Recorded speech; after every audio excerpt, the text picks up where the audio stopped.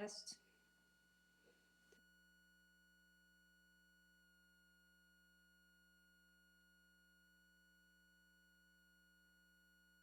All right, great, thank you. I will call to order the Tuesday, November 17th, 2020 meeting of the Stoughton Select Board. This is a joint meeting with the Board of Assessors for a portion of the meeting in which we'll have a public hearing for our tax reclass. This meeting is being conducted by remote participation pursuant to Governor Baker's March 12th, 2020 order suspending certain provisions of the open meeting law, General Law, Chapter 30A, Section 18, and the Governor's March 23rd, 2020 order suspending certain, imposing strict limitations on the number of people that may gather in one place. We are conducting this meeting via Google Meets, so folks can call in via video web conference as well as telephone conference. And it is being recorded and broadcast by Stoughton Media Access Corporation and will be available for future rebroadcast. I'll just do a quick attendance of the board. Mr. Cavey? Present. Ms. Roberts? Here. Mr. O'Regan? He indicated he would be joining shortly after 7:15. And Mr. McCrisky is absent. He has a work commitment. With that, I would please ask you to rise if you're able for our Pledge of Allegiance.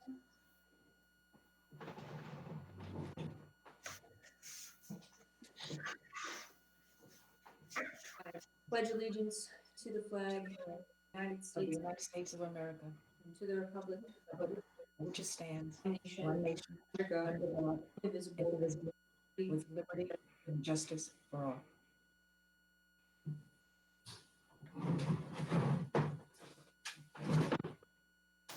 Thank you, everyone. Mr. Jutras, did you call to order your meeting, or did you want to wait until the hearing item number 5? We can wait till you call us on the agenda. That's fine. Okay, great, thank you. All right, so the first item tonight is citizens' request.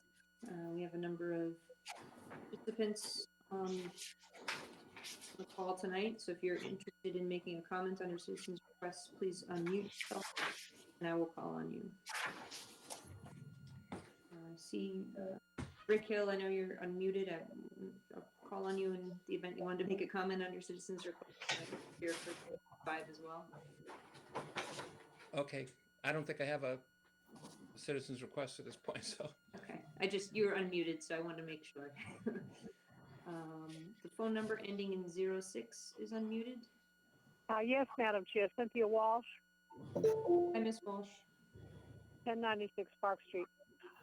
I just want to let folks know, the folks that are over 65 who haven't gotten their flu shot, that you can still get one at Town Hall on the 2nd floor by appointment by calling 781-344-7011 and press 2. And for those of the public that are caregivers, they have an option for homebound. So if you're caring for a homebound person over 65 and you want a flu shot, call the same number, 781-344-7011, and they'll make arrangements to give that person the flu shot. There's still plenty of time. We really don't peak with the regular flu until January and February. And this year especially, it's important to get the flu shot, because even though they're telling us there's a COVID shot out there, most of us won't be able to get it until springtime unless we have some serious health issues or we're first responders. So I encourage everyone who hasn't gotten the flu shot, who's over 65, to take advantage of this offer from Stoughton Public Health. Thank you, Madam Chair. Thank you, Ms. Walsh. We appreciate the information. Any additional questions or citizens request? The phone number ending in 71 is unmuted. Okay. I apologize, Madam Chair. It's Bill Rowe, Town Accountant, and no comments. Thanks, Bill. I suspected that was you, but to be fair. All right, hearing no additional citizens requests, we'll move on to item 2, which is select board comments. I'll start with Mr. KB.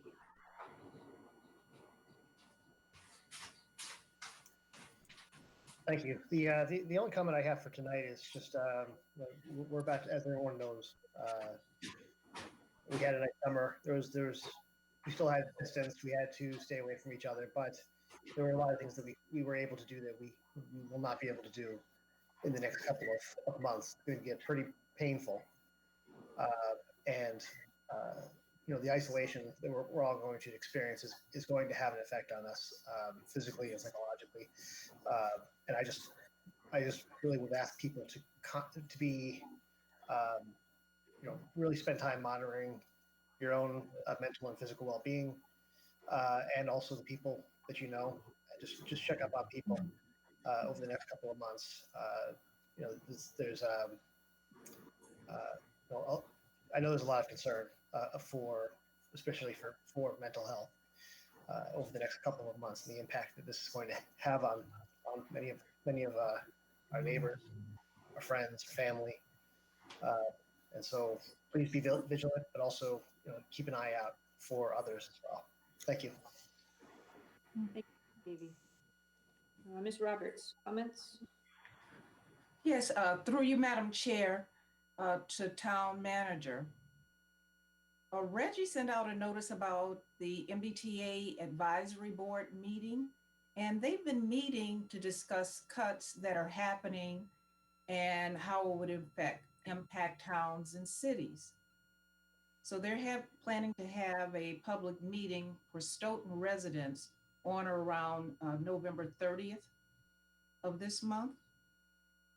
I asked if there's anyone representing Stoughton at those meetings, because I'm available if need be. I've sat on a few MBTA meetings. They have not specifically had me to the advisory board meetings on the cut. So I would, if Chairwoman Howe is okay with it, I certainly would be happy with that. I also don't know if Selectman McCrisky has been involved with that as well. So you may want to check with him, because I know he had mentioned in the past an interest in MBTA, and I know he's not on tonight. But either way, I would be very happy to have the board represent us on this and pass along whatever you think I need to know. If you want me to be there, I certainly would as well. I pop in and out of MBTA things as I can. I was involved when they were talking about the expansion of the lines more than anything at this point, because we also have that whole South Coast Rail question I wanted to keep my ear on. But right now, that's pretty quiet. So, Well, thank you very much, and I'll touch base with McCrisky. Thank you. Bye-bye. Thank you, Deborah. You're welcome. My only comments tonight are related to a couple of town events that I was able to participate in over the past week. Last Wednesday, we had the Veterans Day events, and Select Person Roberts was in attendance at that, along with our town manager and a number of our state officials. We had an unveiling of the Memorial Square, as well as our Veterans Day events, which were smaller in size due to the COVID limitations, but still quite an important ceremony, and I was very happy that we were able to do something for the veterans, and I know that SMAC recorded that, and that's hopefully being broadcast. I don't have cable TV, so I don't watch SMAC, but hopefully folks are able to watch it despite not being able to go in person. So just wanted to thank our veterans, Mike Pizzera, for putting all that on and letting us still have an event this year despite COVID. In addition, on Sunday, I was able to attend the 100th birthday drive-through for Barbara Canavan, who this board wrote a proclamation for. Ms. Canavan was involved in town both as an employee and as a volunteer through the library. She was a library trustee for 40 years. And celebrated her 100th birthday. So that's quite an accomplishment in and of itself. She was born in Stoughton, So it was great to be able to do a socially distanced celebration, and it was a nice event put on by a lot of the other library trustees, and just great for folks to come together that way in a safe, distanced way to celebrate. I guess you're a centurion. I don't quite know that turn 100, but it was incredible to see. So best wishes to Mrs. Canavan and her family, and thanks to them for organizing that. Besides that, I don't have any additional comments. And I thank you, Mr. Cavey, for sharing your thoughts. Folks should also know that we have a lot of resources in town. So if you reach out to someone and you need a little more help, besides just the social connection you can make through family and friends, our town offers a lot of resources, particularly through through Stephanie Patton and our programs there under our Executive Office of Health and Human Services. So please reach out to the resources available to you as we start to enter into a little more of the darker months here. With that, I'll move on to item number 4, which is town manager comments. Yeah, to follow up on that, I had the opportunity to speak to Father Carlos at the Veterans Day events, and I want to remind people we have multiple religious organizations, varying denominations, and he, emphasized his willingness to participate, and we are willing to work with anybody, any group who wants to help our citizens. So we are concerned about the mental health component as well. We will be working on, Matt Koshon will be working on a holiday drive-through event similar to our Halloween event, to continue to have some type of town activity. I just got a message from somebody about decorating downtown. We certainly will continue to decorate our downtown for the holiday. We have been committed and will continue to be committed to the mental health component that we're dealing with in relationship to the virus. Yes, the virus is awful and we're all very concerned about it. But we cannot neglect the mental health concerns. We will continue to work through recreation programs. Our youth commission and our recreation is working with our recreation director, who now oversees that. They've had a couple of great programs. I know we talked about one last week, so I'm really pleased to be able to report on that. I would also like to announce that I got word from Victor, who oversees our golf course, that as of Saturday, we have made as much money on our golf course already in fiscal 21 as we made in all of fiscal 20. Wow. So congratulations to Victor and his team. And I want to thank town meeting, because there were a lot of controversial votes, a lot of sort of very stressful votes on investment into the golf course. This happens partially, certainly because of Victor's management, but it also happens because town meeting and this board entrusted us to invest into the town, into the golf course. We're hopeful that this will continue. Victor is partnering really well with Matt Koshon on recreation to keep going with awareness and activities at that golf course. So we're really grateful, but for us in November, 20 is really very, very exciting. And we'll keep our fingers crossed. If we have decent weather this spring, we should be in very good shape. So I'm really excited about that. I also want to announce that we started our budgeting process, as you all know. Basically, at this point, it's at the department level. I know Selectwoman Roberts wants certainly a broad discussion when the board gives its direction to me on the specifics that it wants. I have spoken with Mr. Tronfio, who called me additionally just to touch base with me before I went head on into the budget to talk about FinCom. And, after obviously the board sets its goals, FinCom will then also address the same thing. But I will be making a public announcement. We are doing a little bit of restructuring again. This is more operational than financial. As you know, Phil McNulty has chosen to stay with the town of Stoughton, and we were very pleased with that. We have carved out water sewer enterprise funds as their own division now. So Mr. McNulty will be the director or the superintendent of water sewer. That will free up Mr. Fitzgerald to take on some work that I really need him to take on, which is the expansion of solar in town. We have several groups that want to do rooftop solar, several groups that want to do covered parking lots. Mark Tisdale was trying to shepherd this, but frankly, Mark has a load of work on him, and this is something that really can fall very well into our public works area. This potentially will generate significant income for the town. Additionally, we will be moving facilities, Mr. Jaffoon's division, under Public Works, and Mr. Jaffoon will become, right now that we're working with the title of Associate Superintendent of Public Works, what I had not realized was that Mr. Jaffoon has a strong highway background in addition to his facilities background, so he will be a great asset to Mr. Fitzgerald. It streamlines it. Facilities should be a function of DPW. In most communities it is. And we're able to then tap into Paul's expertise a little bit more and his broad range of knowledge. Mr. Fitzgerald also will be monitoring closely our landfill and the C&D agreements that we have up there. You know, obviously the redevelopment, Stoughton Redevelopment owns that, but it's sublet, and then there's an agreement on we get $100,000 based on tonnage that goes through C&D. But I don't have anybody monitoring that right now. We don't have any staff person who's in charge of overseeing that. So Tom will also be assigned to that. I will be putting together a formal document with an org chart and everything to go with it. But I just want you all to know as we're working with the budgeting, you might see some shifts. You're going to see some staff changes. Some positions that are under DPW now may move mostly underwater. We will split accordingly for the enterprise fund based on the percentage of work that's going to go either way. So this is more a structural restructure, a structural reorg, as opposed to a financial reorg.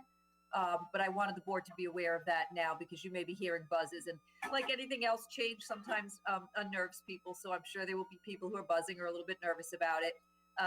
This is not about anybody losing jobs. This is not about anything like that. It's really about focusing and streamlining our resources and opening Tom up to do a lot more with our trash as well. That's the other area that I want Tom to focus on. We have a collection policy where we're shipping our trash out and it's not terribly efficient. And we're looking at a more efficient way to handle the whole CMAS transfer and all of that because of wear and tear on trucks. As we move forward to do a capital plan for equipment purchase, it makes sense to think about the long range of how we want to handle our trash and what we want to do to purchase trucks. We can keep less trucks and be just as efficient in collecting what we do if we don't have to take them off the road to transport them. So that's another aspect of what I want Tom to be looking into. So not to tie up the meeting too much, but I wanted to give you all a heads up on where we're going with this. It will all be worked appropriately into the budget, and I think that this will allow for increase in services with minimal increase, if any, increase in cost. Okay.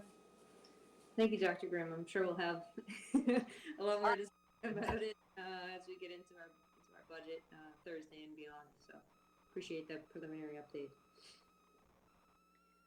I did notice that Mr. Regan joined. Mr. Regan, we just finished up town manager comments, but if you'd like to say anything under select board comments, I'd welcome you to do so.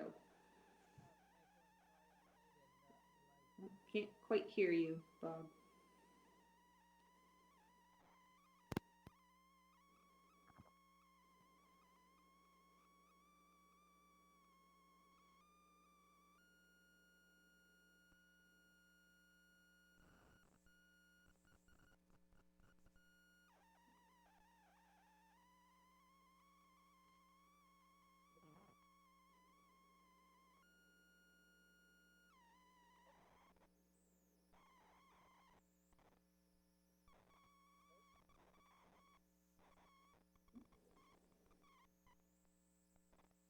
I see you're unmuted.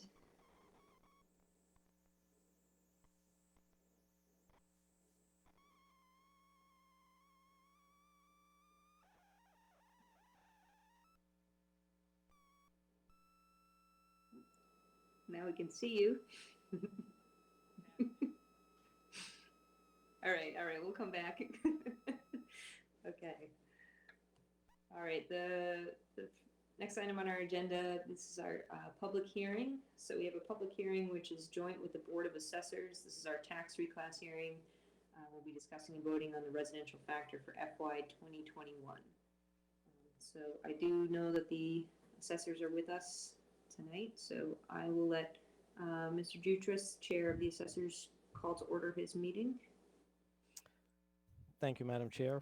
As I mentioned earlier, we had a scheduled meeting at 6 p.m. tonight, and we are still in session from that meeting, and we'll adjourn from this meeting tonight. Great, thank you. Is there a motion to open the public hearing? So made. Okay. Is there a second? Second. All right, motion made by Mr. Cavey, seconded by Ms. Roberts. On the motion, Mr. Cavey, Yes. Ms. Roberts, Yes. Mr. Regan just left, so I vote yes, which will open our public hearing with the Board of Assessors, our tax reclass hearing. Mr. Jutras, I know you circulated some documents for us. If you want to kick it off, we can begin the discussion. Sure. Thank you, Madam Chair. As you just mentioned, we did submit last week, and as part of your packet, 27-page or so set of documentation, some forms from the tax recap, other information from collection of various approved forms for evaluation. And tonight we're here to give the overview of that material for your decision on the potential shift. So I thank you, Madam Chair, members of the board, for the hearing tonight. As I said, we're here to present valuation information to the select board in determining the potential shift and the apportionment of taxes paid by the community. First, I'd like to thank the appraisal company and Patriot Properties, Director Mr. Gibbons, Data Collector Gordon, and the office staff, Pam and Kathy, in their efforts to work on this process. We also deal and work with various departments, from information from the building department, information that comes back and forth from accounting, signatures and so on from the town clerks. So we thank them as well. As most know, since March, day-to-day activity has been anything but routine. Office and business closures, reducing in-person visits, social distancing, extensions on tax returns and bill due dates. But even with all these items, our focus has not changed. Valuation information still needs to be submitted to the Department of Revenue, and their approval is still needed for timely tax billing. LA3, LA13, LA4, all forms that the assessing office deals with, were all submitted and approved by September 14th. The remaining financial information was compiled and entered at the end of October, once the fiscal year was closed and the special town meeting was concluded. Overall, values and growth for fiscal 21 were very close to what we had in fiscal 20.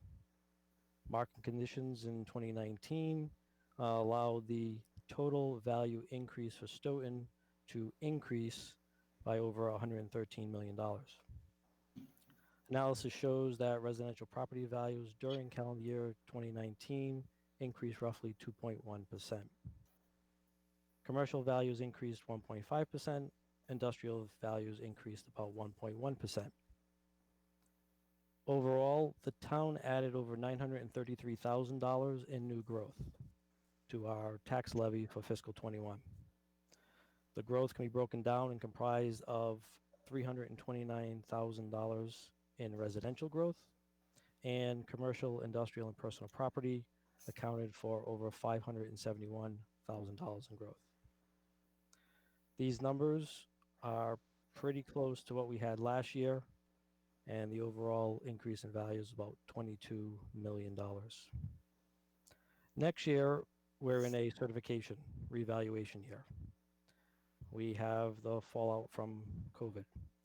We were dealing with a change in technology and methodology for utility accounts, class 504 and personal properties. We expect the pandemic to create additional abatement applications in commercial due to business closures and vacancy issues. I wanted to give an option at this point if any of the board members or anyone had any questions on it, and then we'd like to go forward and present our recommendation for a proposed shift, discuss a couple of votes that we need the board to take, and again, answer any additional questions at that time. Do any members of the board have any questions so far for Mr. Jutras? Yes, Madam Chair. Ms. Roberts? Yes, Chairman Jutras, you probably described this before, but what is the revaluation change, the change in methodology? Do you have any details on that? Is it, I know that it was on the, or in your write-up, utility accounts? But, and can you give us some more details on that change? Sure. The quick overall is the state is going to a process where they're doing a blended 50-50 valuation. Previously, electric utilities and gas and so on would be reported to the state, we would be provided the information, and that's how it would be billed out. Different communities have challenged that over the years, and there's been some realization to an extent that the value submitted, the timeliness of the information may not really be in line with what we are being presented. So therefore, last year, the Department of Revenue put out a notice, started to change some of the forms that the personal properties need to submit to address this. Next year, it's a mandate for everyone. This year was an option. Um, Various reasons, we requested funds in this year's budget. We were allocated funds. We have yet to do anything with it. We'll be starting the year in January. We'll need to discuss with Patriot Property. We'll need to look at other options to have a third party come in, evaluate those utilities, take what they have as a value, take what we receive from the individual companies as a value, and do this 50-50 blended rate. And that is what we would wind up having as a value inside of next year's recap process, certification process, and values. So there are several communities have gone through the process so far. Most of them have seen increases in the values, and now we'll see where it's across the entire state next year, what happens, what appeals, if this is going to follow a scenario like we had with Verizon, where they file on every single community, and does this get dragged out for a number of years or not? So that's one of the pieces that we discussed at the previous meeting, where we're looking to get additional funds into the overlay account for this type of scenario. Because it is a change in methodology, we won't have necessarily any amount in new growth from these class 504 properties next year.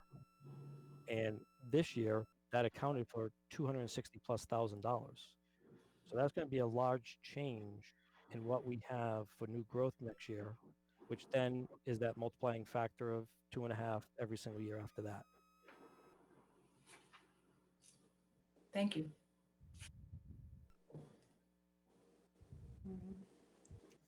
Mr. Cavier or Mr. O'Regan, any questions at this point? Jutras? No questions at this point. Thank you. Mr. O'Regan?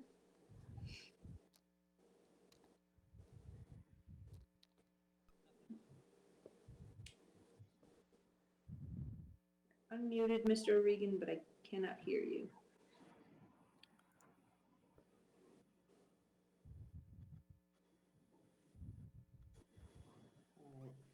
Hopefully he'll sort it out.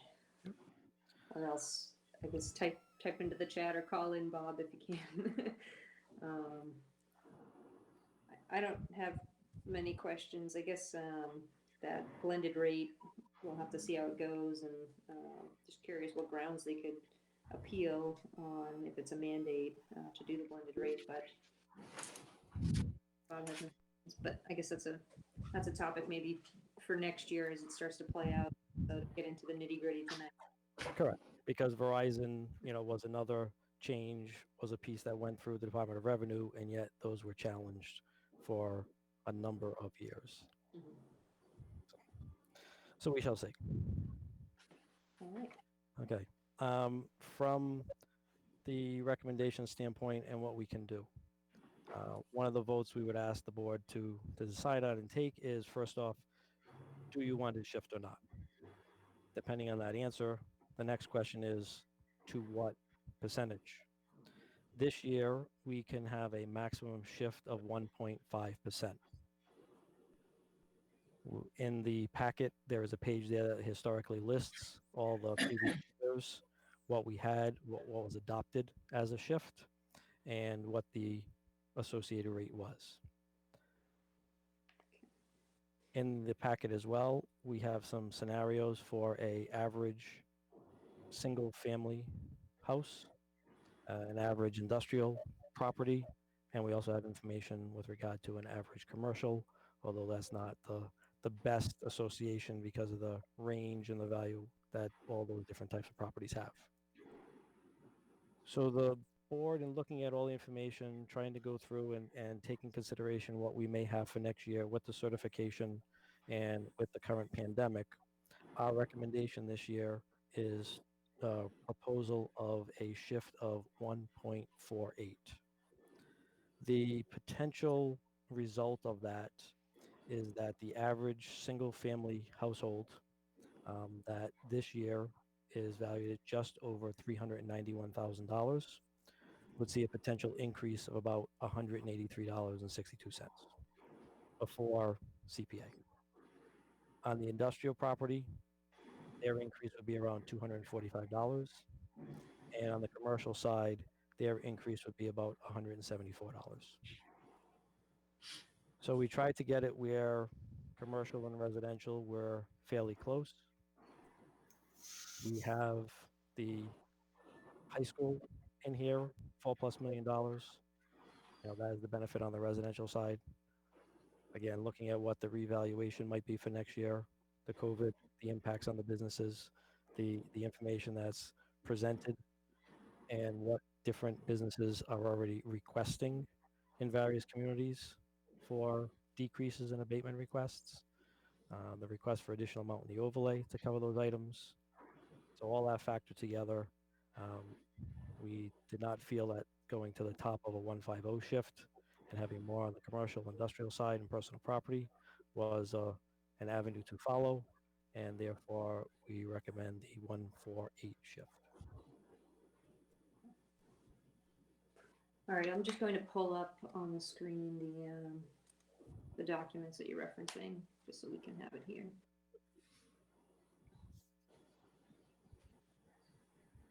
I think this is the sort of summary sheet. Correct. Yep. So that first one right there is for your single family. Last year, we were just over $384,000 in value. We had a 1.50 shift. The tax rate was presented at $14.90, $57.25.52 as the tax CPA. This year's recommendation of the 1.48 could result in a tax rate of $15.11, $391,075 in the value, and we'd be just over $5,900, $5,909.14, so that $183.62 proposed increase. Okay. The next page in it had an example of an industrial. Again, the industrial, we're going through average last year, $845,604. The shift, the rate of $25.60, $21,647.46. Fiscal 21, $858,558 value.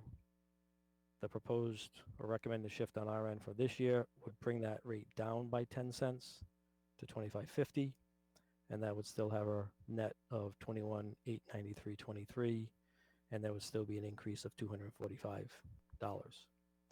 Commercial numbers, the way I was slid on it, last year was just under $1 million, $999,946. This year is just over $1 million, $1,010,694. And again, last year would be just under $25,600. This year would be $25,772, and so it's about $175 increase. Mr. Jutras, do you have what the potential rates would be if the shift was 1.49 or 1.50 for FY20? Yep. Yeah, it is in the packet. It is sideways and probably a little small, but 1.49, you would have $15.06 potential for the residential, and then $25.67 for commercial. If you went to the 1.50, you'd be at $15.02 for the residential, and then you'd be at $25.84 for the commercial.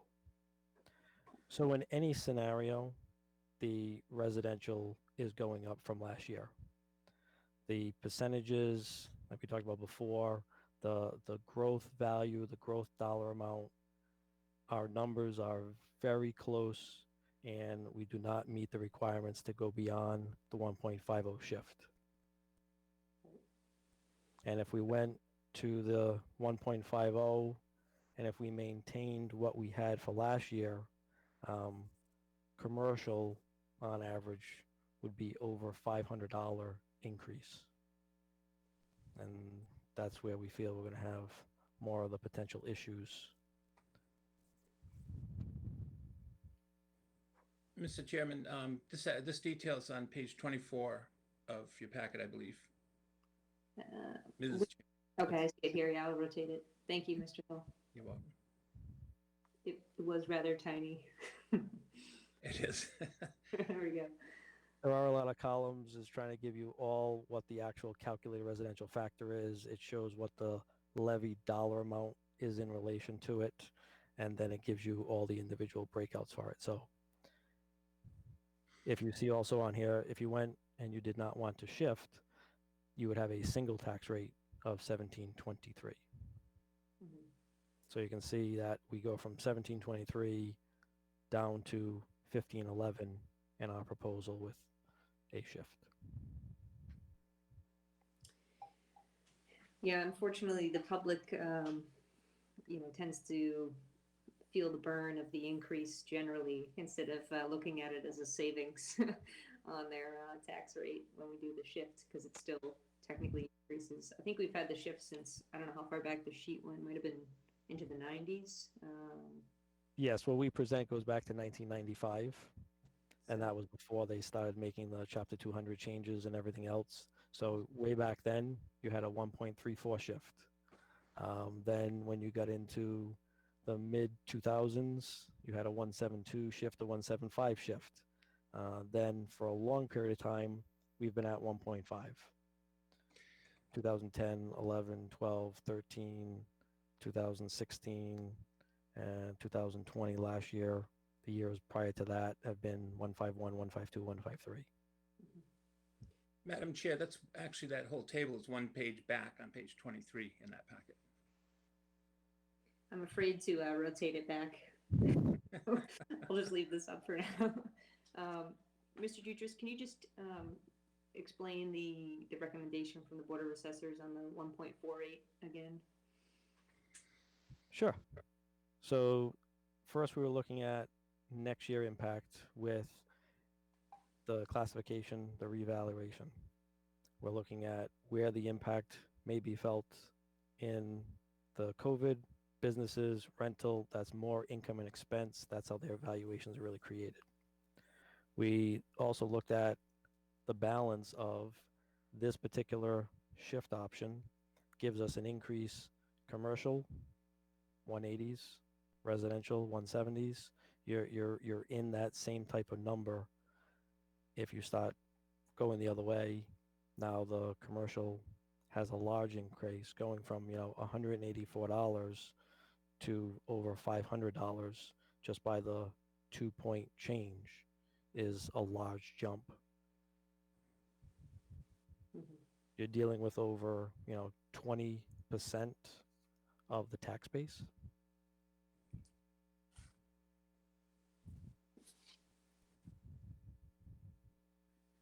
Do members of the board have questions for our Board of Assessors? Ms. Roberts, I see your hand raised.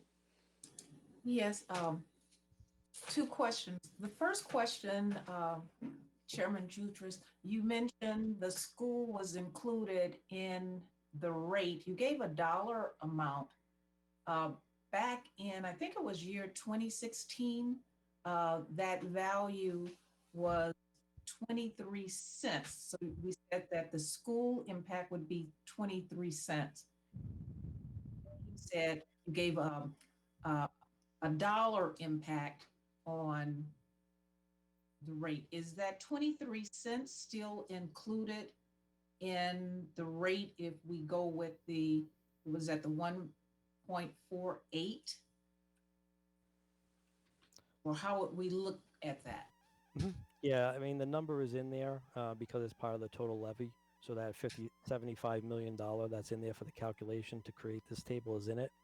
Mhm. I did not this year go through, with staffing all over the place, Oh, uh, yes, that's true. have Mhm. have and just try to pull it and run the same set of numbers with a 71 number. So that's how when we first did and included the override number inside of it, when we presented that following year, we took that approach and we Okay. just backed out what the debt exclusion was, ran the table, put the full amount in, ran the table to see what the difference would be. Um, Again, not having staff in certain places, that's my remiss of not having that for you. Thank you very much. Mhm.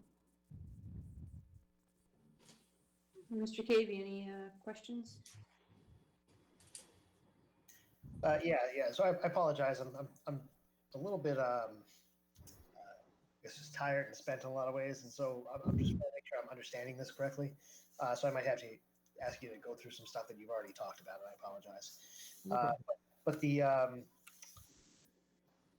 first question is that my understanding is that if we follow the recommendation, the tax rate tax rate itself will decrease, but because of increase in property values, the average amount of tax will probably increase. Is that correct?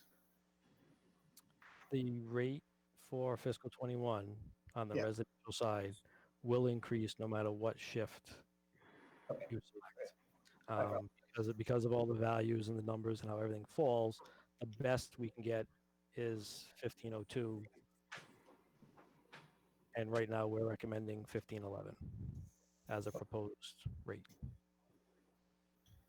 Okay. Thank you.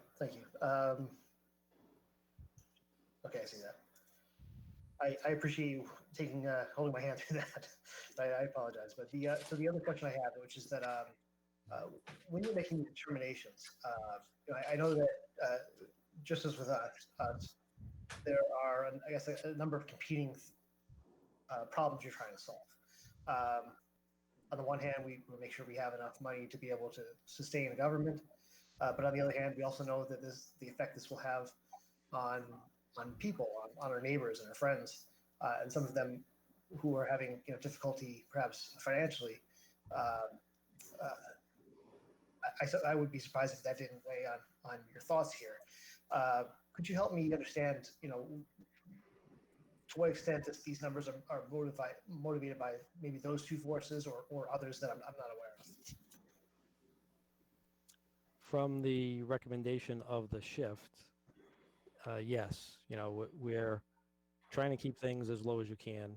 We're trying to prepare for next year's full recertification as well as encapsulating the current pandemic.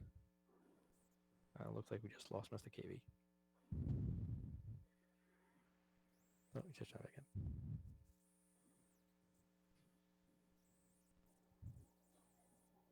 Hey guys, my computer crashed, but I got back fast.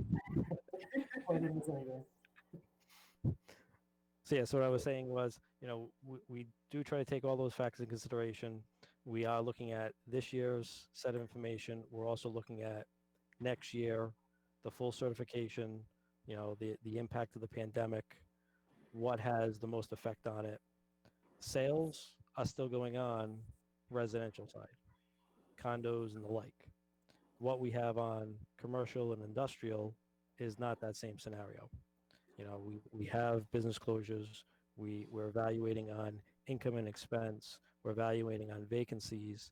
And as those things are now creeping up, as they've been affected for 6 and 8 and 9 months, that's going to be what we are as of January 1. And so that's where our next set is going to be based on. If we kept at the high and we increased by over $500 potential now on an average, and then we get the appeals this year, and then that starts to flow into next year, what are we going to have for next year? So this is more of that incremental. Hopefully next year we can have some more gap. We can bring that back up.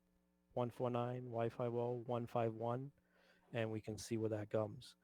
But again, with the staff all over the place, with submitting information in it, with trying to see where all the other communities are. When I looked yesterday, the Department of Revenue, in what they've approved this year versus what they approved last year, they're over a dozen communities behind. The only surrounding community to us that was approved at this point was Sharon, and that was done yesterday.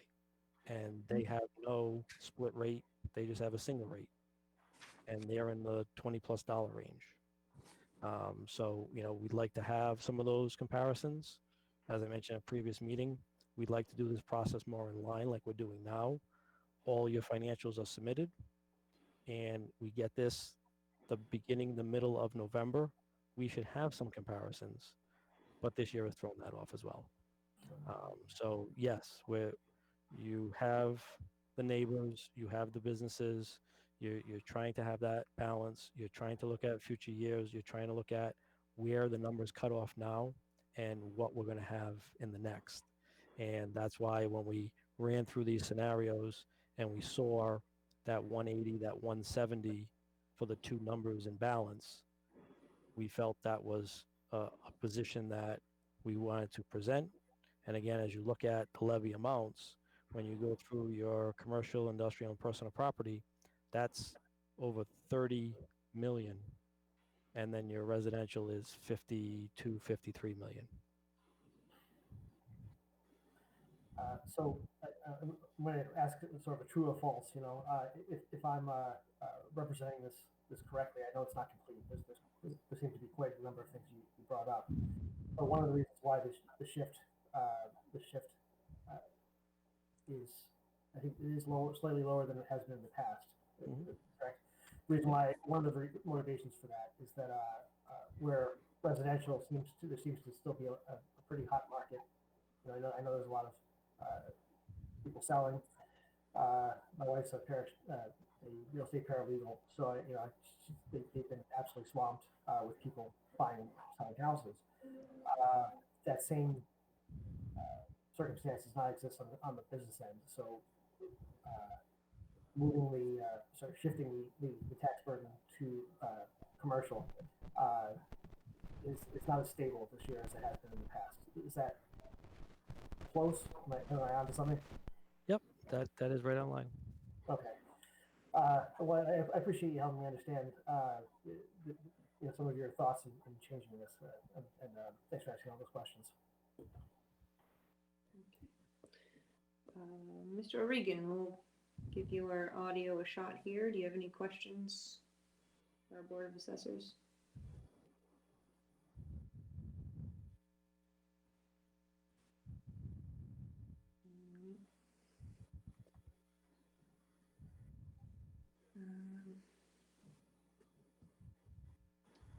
Bob is still muted, so hopefully he's not having too many technical difficulties. Mr. Jutras, is there any additional information you'd like us to know before we open it up to the public for questions and comments? Not at this time. All right. Since this is a public hearing, I will let the public ask questions and make comments. If you would like to be recognized, please unmute yourself and I will call on you. The phone Madam number. Chair. Oh, yes, Mr. Rowe. Hi, Town Accountant. I don't know if this answers Ms. Roberts' question or not, but I thought she had a question about the amount of tax bill related to the high school. I did a calculation for fiscal 20. It's 6.3045%, and it'll be down a little for 21. Based on the max tax levy, would be like 6.078% for 21. So. Thank you very much. Thank you. Mr. O'Regan, it looks like you're unmuted, but I'm not sure if we can hear you. I think I fixed the connection. All right, great. Before we go to the public, I'll let Mr. O'Regan ask some questions and speak. Thank you. So, Mr. Jutras, there are two other options that the board has. I wonder if you could explain what those are and recommendations on them. Sure, if you want to do that now. Yes, Commercial and Yep. residential. On page 6 of the packet is the listing of all the different votes that we normally take. So we talked about the shift, and then the select board can decide on what they want to do for a shift. The other two options is the small commercial exemption and the residential exemption. Residential exemption, historically used in communities where you have rental, non-owner occupied to give a break to the owner occupied. And there are some caveats to go along with that. There's a variety of different options that need to go along with that. And if we were to go and try to do this, this has to really be planned out and worked with. Need to do some research on it, need to get some surveys back and forth, try to figure out how much is owner occupied versus residential. And then you need to figure out what percentage discount, and that can only happen after you go through this process. And it does delay the setting of your tax rates. So that's the residential one, and we recommend a no at this point. The small commercial is another option at the board's discretion. This deals with commercial, industrials do not qualify, so there is a little gap there in who can and who can't. It's a 10% scenario. It's on the property. Again, it happens after the classification hearing. We get the information, we factor it in. This will delay the process as well. The value has to be under $1 million. There has to be 10 employees or less for all the businesses that are inside of it. So when you factor in all those different permutations, there's not a lot that we would have to fall inside, and it does again delay the process because if it's voted by the board, then we have to notify the potentials. We have to wait for that information to come back. Then we figure out the calculation. There is the shift inside of that classification, and then the final tax rate is determined. So again, we recommend a no on the small commercial. Thank you. Mr. Jutras, is there a sort of time frame that you can typically consider these exemptions? So obviously right now we're kind of up against when we would want to determine the shift and set the tax reclass. But if we were to consider the small commercial exemption or residential discount, say, 8 weeks ago, and go through that process that you described, that would be lengthy and sort of take some time. Mm-hmm. Is that typical? Would that be a way to kind of get in front of it to determine if those were options, if those were to be adopted, and not sort of delay things? Yeah, the small commercial, needs to be done after the vote is taken for it. And you do have to see how many applications, and then we have to go through the process of validating against other Department of Revenue and state reports that they have the number of employees, that there is the value, and so on. So that would take time and will be done after the classification hearing. The residential exemption is the planning of, if the board thinks they want to do that, okay, fine. We can have a discussion almost like your budget timeline and say in December we'd like to do such. And then we could look to go through things in the last 6 months, let's say, of the fiscal year, and then pull information together so that then when we go to classification, we have an idea of the numbers, we have an idea, and we can go through the process and say, well, if you did a 5% shift, a 6% shift, a 10% shift, a 20% shift, because you can go up to 20%. And there's a whole formula set that goes around it that, a dollar value can't go above a certain amount, and is based on the averages, and there's a bunch of pieces. This is just a little two-shot scenario, but there's a lot of other formula calculations that go on behind that residential discount. Yeah, I mean, the reason I'm asking is because, it could be something this board might consider as we enter sort of some more potentially economically challenging times, and if the board is considering some long-term capital projects such as the fire station, we may want to look at what that burden would be on homeowners Shift would make sense because typically in those lower valued homes, folks might have a different economics situation. Is there a particular line that's drawn in the sand to determine what a quote unquote lower valued home is, or is it one of the formulas that we kind of plug the number in as we decide moving forward?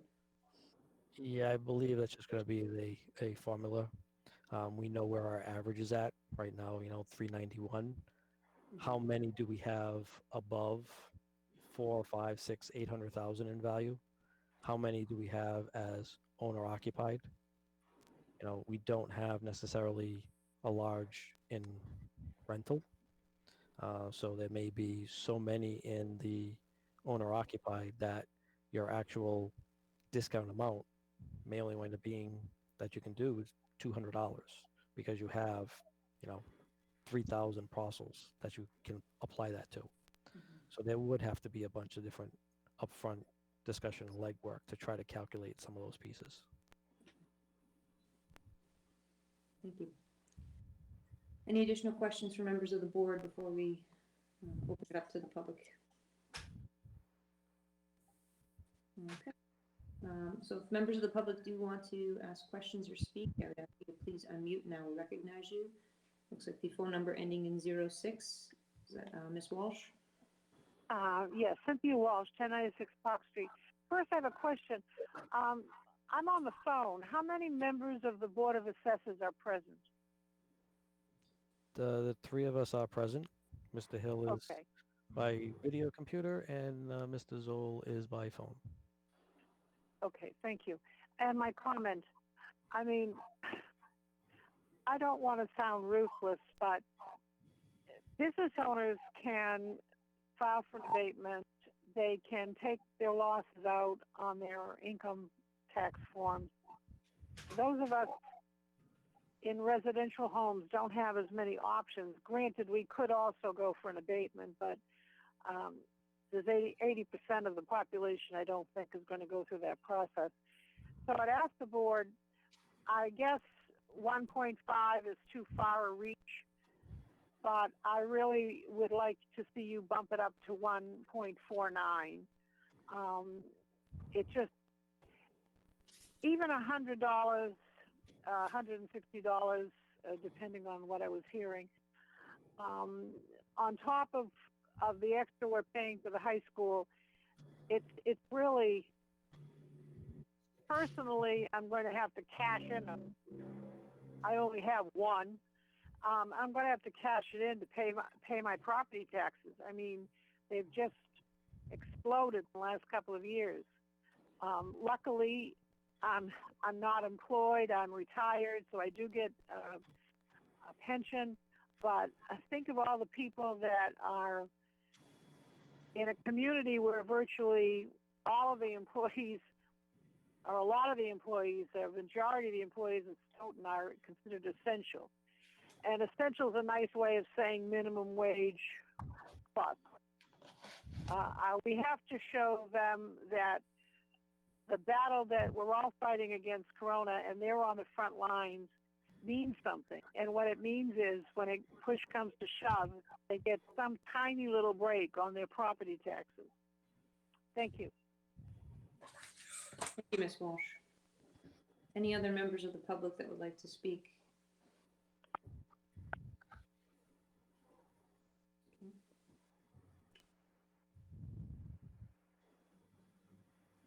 Seeing no one unmuting themselves, so we'll turn it over to the board if we'd like to make any motions on these items. I think we're looking for a couple of votes, a vote on the shift, either to do the shift or not, and then a vote on the percent of the shift, and then a vote whether to adopt the residential discount, and a vote whether to adopt the small commercial discount. And Madam Chairman, if I may, just to the prior speaker and for the board's information, at the 1.50 shift, it would be about $148 increase on residential. At the 1.49, it'd be $164 increase. And then at the 1.48, we have the $183 increase. Thank you.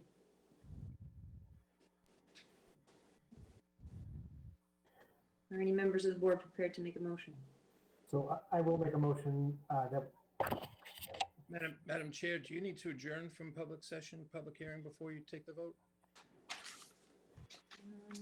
I think we can close the public hearing, I guess is the question. I think procedurally that's what you have. Yeah. I'll make a motion to close the public hearing. All right, on the So motion. Okay, on the motion to close the public hearing, seconded by Ms. Roberts. Any additional discussion? Hearing none. yes, Oh, okay. Discussion on the motion to close the public hearing, Ms. Roberts? and that was second. I have no Okay. question on closing, just, Okay. On the motion to close the public hearing, Mr. O'Regan, Yes. Ms. Roberts, yes. Mr. Cavey? Yes. I vote yes. All right. I'll start off by making a motion that we do apply a shift. Is there a second on the motion to adopt the residential, commercial, industrial property tax shift? Second, so moved, and then did Steve make a motion? I'll second it. All right, motion made by Mr. Cavey, seconded by Ms. Roberts. Is there discussion on the motion? Madam Chair, was there a percentage shift in the motion or just a blank motion to adopt the shift? Just a motion to adopt the shift. I believe we'll adopt the percentage in a subsequent motion. Thank you. All right, no, there's no additional discussion on the motion to adopt the shift. Mr. O'Regan, Yes. Ms. Roberts, Yes, Mr. Cavey? Yes. I vote yes. All right. Now the question is, what will the shift be?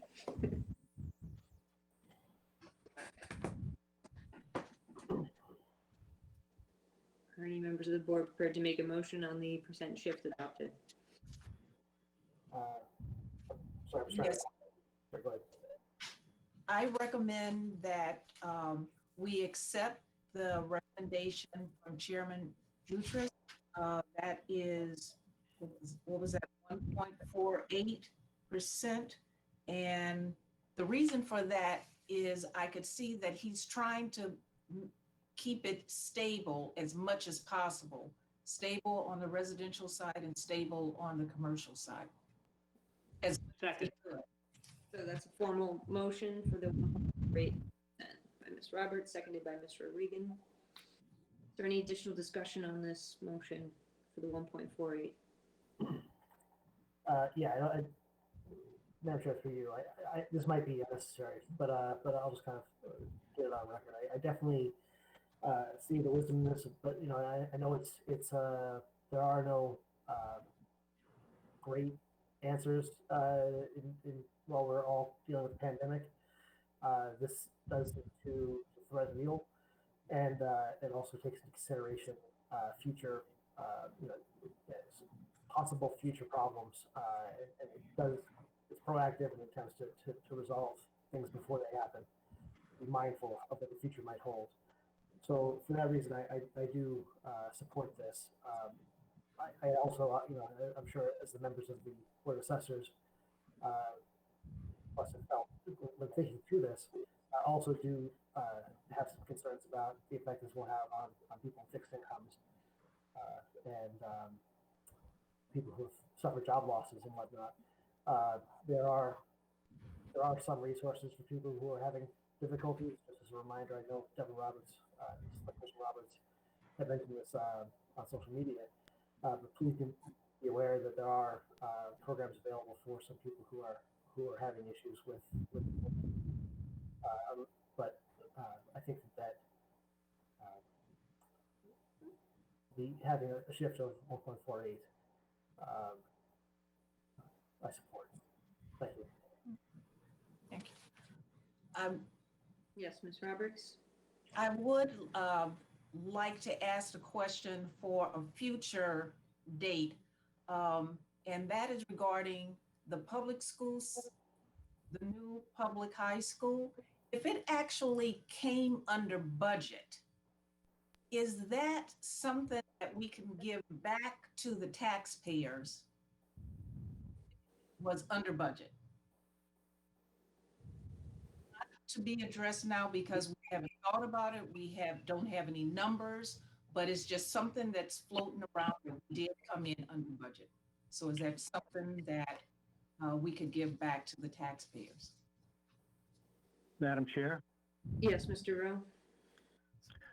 Yes. So any unexpended bond proceeds can be used for another project, be it excluded or unexcluded. If it's used for an unexcluded project, then you need to prorate the amount of bond proceeds used, and then as far as your debt exclusion. So let's say that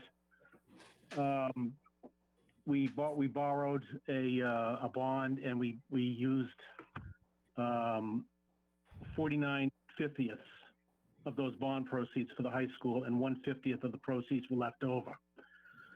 So then what would happen going forward when you do your debt exclusion for that particular, your annual debt exclusion for a particular fiscal year, you would only take 49/50 of the interest on the bond instead of 50/50. And then the tax rate will be reduced by that, essentially by that 1/50, the debt exclusion. So you prorate the interest expense on the bond between excluded and unexcluded. The excluded gets added onto the tax rate, the excluded portion, and then the unexcluded would not. Hope that, I know that's about as clear as mud, but Yeah, perhaps we could revisit as We're in we budget season. yes. discussion on this particular motion.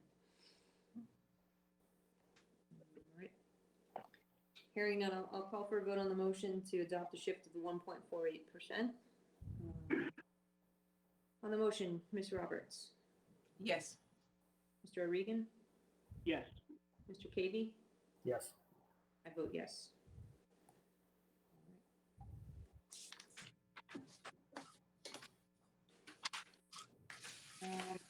There was one. I'd like to make a motion that the board decline to adopt the small commercial exemption. Second. Motion to decline the small commercial exemption made by Mr. Regan, seconded by Ms. Roberts. Is there additional discussion on this motion? Hearing none on the motion, Ms. Roberts, Yes. Mr. Regan, Yes. Mr. Cavey, Yes. I vote yes. Last item is the residential discount. Madam Chair, I'll move that the board not adopt the residential exemption. Second. Okay, motion made to not adopt the residential exemption, seconded by Ms. Roberts. Is there discussion on this motion? I will just add that I think this is something the board should consider in its arsenal of financial planning measures that we should look into, especially as we start moving in larger capital projects that might be coming up in the midst of this potential economic downturn. So I think we need to be a little more proactive in looking at this. And if we can start that process, as Mr. Jutras outlined, beginning in December, and look at the potential of this, that's probably a more appropriate time to examine it. So I don't, even though we may not adopt it tonight, I don't think this is something we should kick down the road for next November to say it's too late to adopt again. So something on the front burner to be proactive about. Right, on the motion, any final discussion on that? Okay. On the motion, Ms. Roberts, Yes. Mr. Regan, Yes. Katie, Yes. I vote yes. All right. think those are all the votes we needed. Miss anything, Mr. Jutras? No, we are all set. All right. Thank you, and thank you, Mr. Hill and Mr. Zoll for attending tonight. We appreciate it. My pleasure. Mr. Jutras, do we need to adjourn from here? Yes, Mr. Hill, if we could, motion to adjourn at 8:21. Second? All in favor of Mr. Hill, Yes. Mr. Zoll? If you can unmute yourself. I will vote yes as well, so we still have 2-0. Thank you and have a good night. Thank you. Thanks, everybody. Thank you. All right. The next item on our agenda is, it was an application for a Class 2 license transfer by Purple Heart Auto LLC at 1450 Washington Street. This item, the application was rescinded by the applicant, and so we will not be having this public hearing tonight. So we can move on from that item. And I do know that Mary Beth Bernard is on the line, so I would like to take out of order item number 9, the town clerk appointment update, just so that we can get to that while Ms. Bernard is on the line with us. So just confirm. Mary Beth, are you there?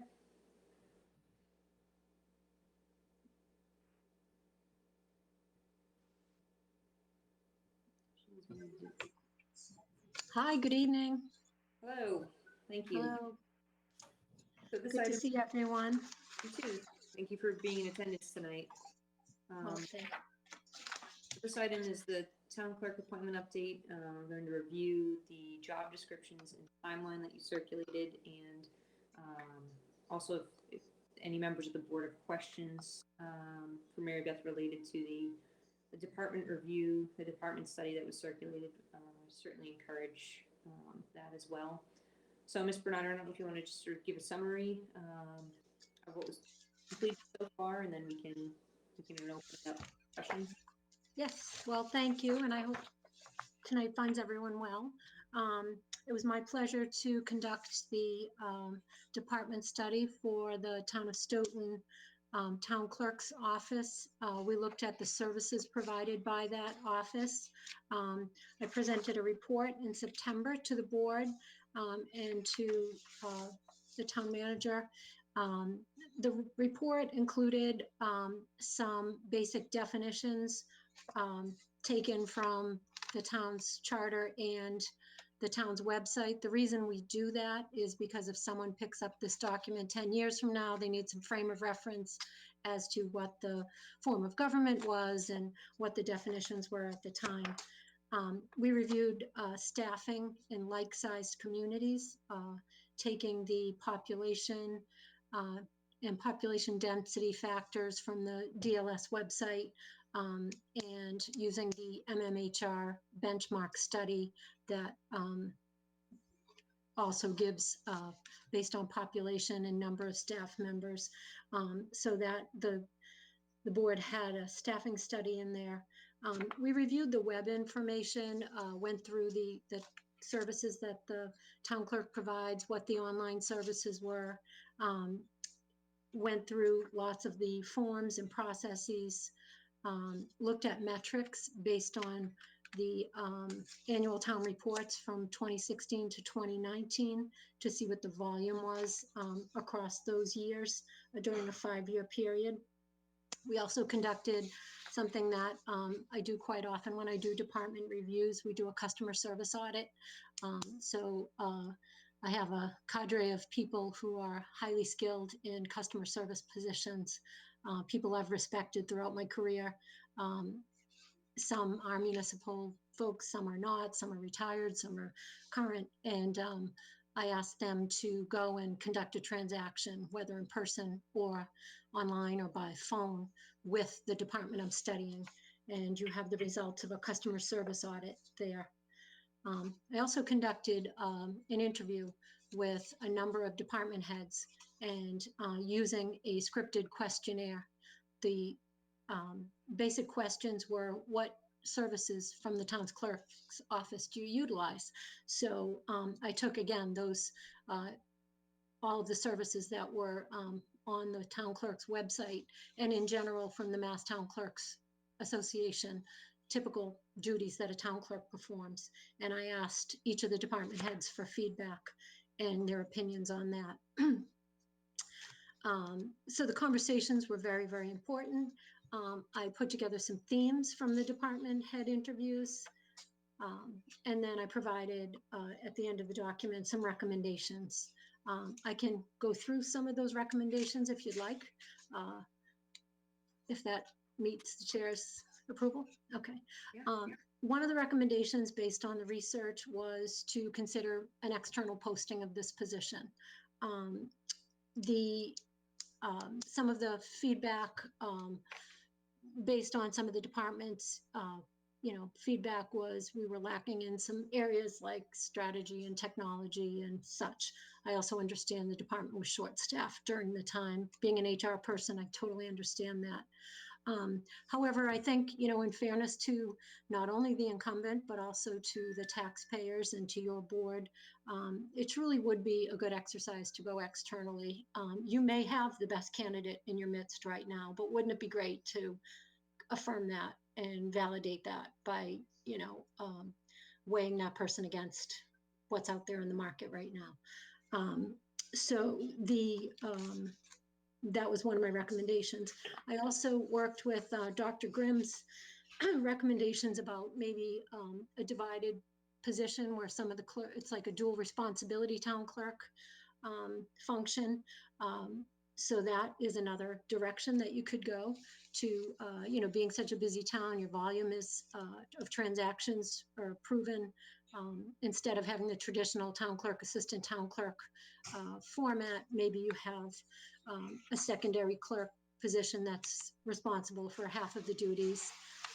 With the ultimate, I think there'll still be a primary town clerk. My third recommendation was to modernize the delivery of services. And with that, I meant, perhaps having more forms available on the website, especially because we don't know how long this pandemic's going to continue, having writable PDF documents. They're pretty much in public view along a lot of other town clerks' websites. So it's not reinventing the wheel. You could go on and adapt many other communities' forms and documents for Stoughton's use. There is some great software in the town that hasn't been utilized. A lot of people mentioned that things were really hard to access. They were in a pile, in a paper file. You have Munis, and I would recommend taking advantage of some of the Munis and other softwares for tracking some of the important data that a town clerk's office maintains. That includes searchable databases, et cetera. So I put in this report some examples of some of, the towns and what their websites look like and how you can access online services. The town of Burlington was a good one, the town of Needham. And I also sort of recommend that you put the language a little more welcoming and friendly. Some of these towns were, looked like they were going forward with, we're thrilled to accept your request. And Stoughton's was a little bit like, we will only accept this and only under these terms, and underline and bold and red. So it just was, I know it's probably not intentional, but that's the way the reader accepts it. So having more of a customer service oriented message. Just striving for a sense of excellence.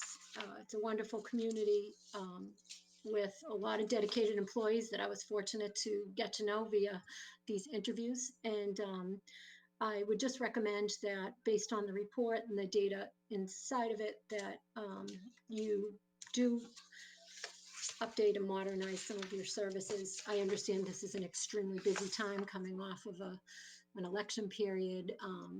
Town meeting, going into census. It's such a cyclical, town clerk role that, perhaps I put together a timeline in my last correspondence to you that perhaps looking at posting the job December 1st for 21 days, doing a review and screen of resumes in the period of December 22nd to January 3rd. And then after the holidays are over, conducting interviews, selecting finalists, and targeting a start date of February 1 for a candidate. One of the recommendations that we made about the dual role and having an additional job description provided. I only provided you the town clerk job description because I think you're going to have a decision tree as to what happens once you do the recruitment. So if the incumbent is the person who's selected, then you're free to mold and create the job, the secondary job, in any way that you want. Assistant town clerk, a vital records licensing clerk, however you want to do it. So I think that putting forward the understanding, not knowing what's going to happen, we can have a contingency plan or two regarding the second job description. So those are my recommendations from a 10,000 foot level, but if you have any detailed questions, I'm happy to answer them on the job description, the timeline, or the report. Great. Thank you, Mary Beth. It's much appreciated. I'll I have a couple of questions, but I'll let my fellow board members start. Just find, see, Mr. O'Regan is unmuted, but I can't see him, so I don't know if he wants to speak. Mr. Cavy's camera turned back on, so I'm not sure. I'll just go down the line here. Mr. Cavy? Ms. Bernard, I appreciate you taking so much time to help us out as we work through this hire. Mhm. With I guess I feel pretty comfortable. The reports that you provided us were very thorough, and I think you gave a good amount of justification for the conclusions you reached. So one of the requirements that I would like to have a little bit better understanding about, one of the things you recommended is a licensure. Mhm. And I'd just like to get a little bit more, a better understanding of that. 'Cause I know there's several different types of licensing that master clerks can receive. So if you don't mind, just if No, you, not at all. So there are 3 basic Massachusetts certifications. The CMC is a certified municipal clerk, which I believe 2 of your internal candidates already possess. It's a point system. They get categories for education, experience, and you have to be a member of an association, an international association for 2 years. And you can achieve that designation. So the education is attending conferences, taking classes, getting points, and then you need some experience points to achieve that classification. So it's pretty much 3-pronged: membership in an association, education, and experience. There's a second one called a master municipal clerk. You have to be that first designation, a CMC for that. You need advanced education. You need sort of a leadership role on a board or a committee. And that is an MMC designation. The one that I suggested is a CMMC. And I did a lot of research and discussion with the Masstown Clerks Association on this. In order to gain a CMMC, you need to be a Massachusetts town clerk for at least 3 years before you even apply to this. So this is a very senior level position, a certification. You have to be a member of the Masstown Clerks Association, and you get, again, it's a designation based on points by passing a written exam, college degrees, courses, business school, and all of that. And I think if you wanted to delve a little deeper and you went to some of the successful communities who are doing everything over and above, you would find that their clerk is a CMMC. So I always look in job postings, no matter what the community, no matter what the job, to put a sort of a stretch, something for the person to achieve once they master the job. And I think that, certification as a CMMC would be great within, 3 years of hiring the person. So those are the designations in a nutshell. thank you very much. That was an area where I really felt I didn't know enough to Mhm. judge. I don't have any other questions. Thank you. Okay. Questions from other members of the board? Mr. Regan? I wonder if you could shed some additional light on, in your report, Mhm. at page, I'm sorry, I had it a minute ago and then I moved the page. The strive for a culture of excellence, at page 13 of the report. Yes. Mhm. You know, there's a scale of 1 to 5, 1 being the bottom, 5 being the top scale. Yes. I found this to be an informative tool, not controlling certainly, but informative. So I wonder if you could address how this data was collected and what it tells you in the overall scheme of things that we should pay attention to in filling this position. Sure. Oh, thank you for putting that up there. Yes, so as part of, for those of you who have the report in front of you, you notice the interview tool that I used for folks. As I asked open-ended questions of each department head, and then I asked them to rate the services of the department on a scale of 1 to 5. So that's where these ratings came from. So when I interviewed town clerks, the town clerk's customer base, AKA the department heads, I asked them, these questions, and these were the answers that you got. Were you treated with respect? Was the staff in the town clerk's office knowledgeable? Was there a sense of urgency? Do they utilize up-to-date methods? Were services easily accessible? How was your customer service? How was the customer service to members of your staff, members of the public, if you were ever to, witness that? Asking about, it's very, very important in all of the codes that you read and all of the town clerks I've worked with and talked to. Political influence is a huge one. Town clerks need to be above reproach on that. So that question belonged in there, and had to ask about that.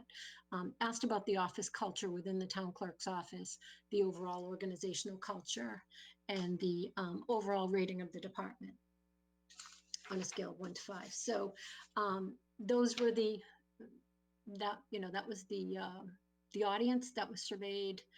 The reasons behind the questions were, based on mission critical services in town clerk's office, as well as organizational culture, which I do a lot of those surveys. These are some of the questions I utilize in those kind of surveys as well. Now, I just want to make sure that I'm understanding the ratings here. Mhm. Are these focused on particular individuals, or I think this is, and I hope you can tell me whether I'm right or wrong. What I think that you asked the questions was an overall long-term sense by the interview subjects, and not how do you feel today about the town clerk's office. Yep. Do I understand that correctly?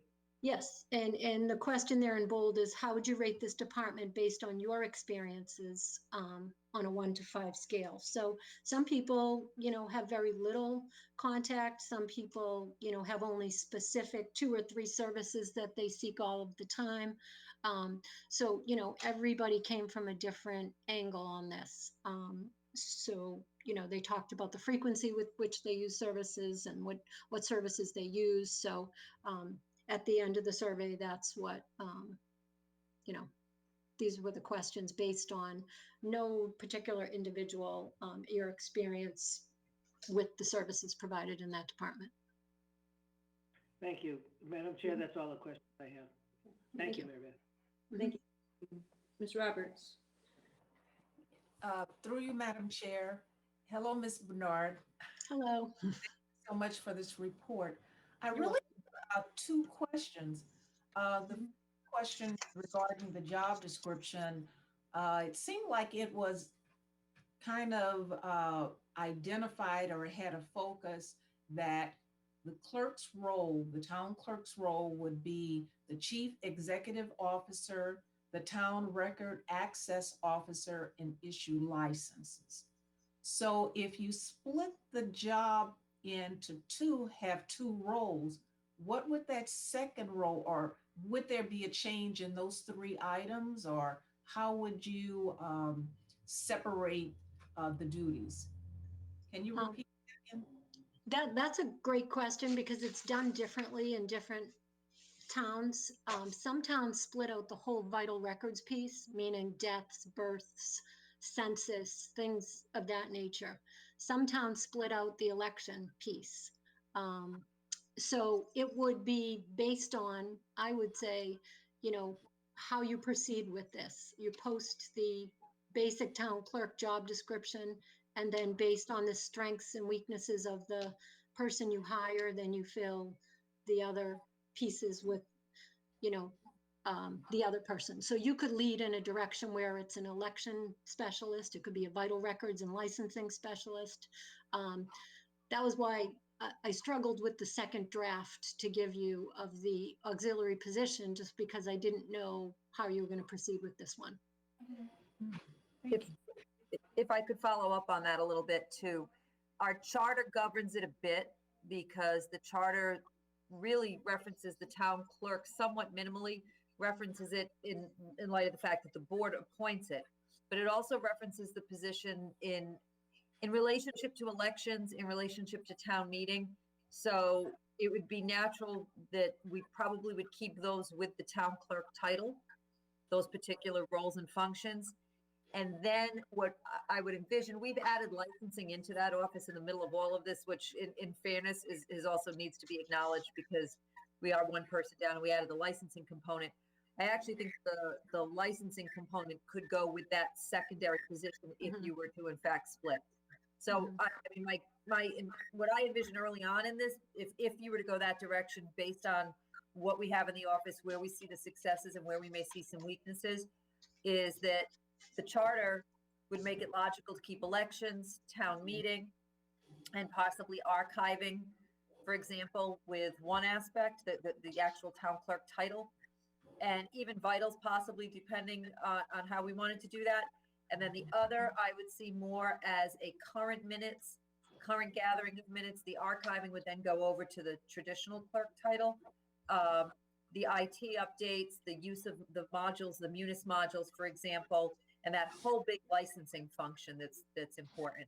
So, I mean, just on a very rough draft for that secondary position, because again, Mary Beth and I were kind of bantering with that a little bit, but I think we have to keep that charter in mind too, that the only references to the clerk are very, very narrow. And I want to make sure that whatever we do to carve out, we don't interfere with that aspect of it. Good point. Thank you very much. The second question is marketing for those two positions. What would you suggest is done differently to get a more robust response to the one or the two different job descriptions or the two roles? Well, in anticipation of your question, I did talk to a number of my HR colleagues. The basic places to advertise are Mass Municipal Association, Mass Town Clerks Association. They also identified some other government job sites that might attract a municipal clerk who might not want their name out there with the MMA or the Mass Town Clerks, but they might apply through a portal like governmentjobs.com or something like that. So we looked at, and I also, a colleague recommended a diversity site as well. So I think that if you took a four-pronged approach, the two mainstream municipal associations, a government one that's less traveled, and a diversity site, I think you may get a better mix of candidates. Sounds good. Keep in mind too, a lot of towns still have elected clerks. So clerks who have achieved their certification are sitting in a number of positions that have nothing to do with town clerks' offices. They're sitting there in libraries and, town managers' offices, just waiting for a position to open up so they can begin to get their experience, so that they can begin to build on their certification. So there are a lot of people lying in wait in different departments. You'd be surprised that aren't even working in a current town clerk's office. So in corporate, we do a lot of job posting on Indeed. So Indeed, is that another source for us in this case? Indeed is great. I use a free site very similar to Indeed in the other municipalities I work in, Simply Hired, and it gets picked up by Glassdoor and Yahoo and some of those other sites, and you don't have to pay for it. And it works very similar. You can put in screening questions, and you can, you can auto respond to the candidates and all of that, similar to like an applicant tracking system. So that would be another route we would go. But you're looking for a very specific skill set, so you're not going to get someone private sector really that's going to have any relatable experience to this, unless they're like an archivist or some kind of election government official. It's a very unique skill set for this in a very unique market. But to your point, yes, certainly we can use an external search engine too. Okay. Any additional questions, Roberts? Nope, I'm all set. My questions were related to the job description that was circulated, mostly just wondering if it included those sort of two positions, or if it was based off of the more traditional clerk position, and then we would go from there, which you answered. So I think it does make sense to put it out and post it and kind of see what the market looks like, as you said, and see who we get as candidates as we, actually kind of kick this off and do the application process. That was a goal of this board's, was to go through a formal application process for this position. And I think your report kind of highlighted a lot of the reasons why that might be beneficial, if not only just in fairness to, as you mentioned, the incumbent. Looking at this timeline here, I think we could still be on track to meet a lot of this in this posting of the job section beginning, at the end of November or early December. You did note that we should identify an interview panel in the recruitment process, so I do kind of want to touch on that. What do you envision the interview panel should look like for this in terms of size and composition? And then you did highlight the recruitment process, that four-pronged approach, so I think that's pretty clear. But in terms of what we should think about in terms of putting together an interview panel versus just one individual or this board,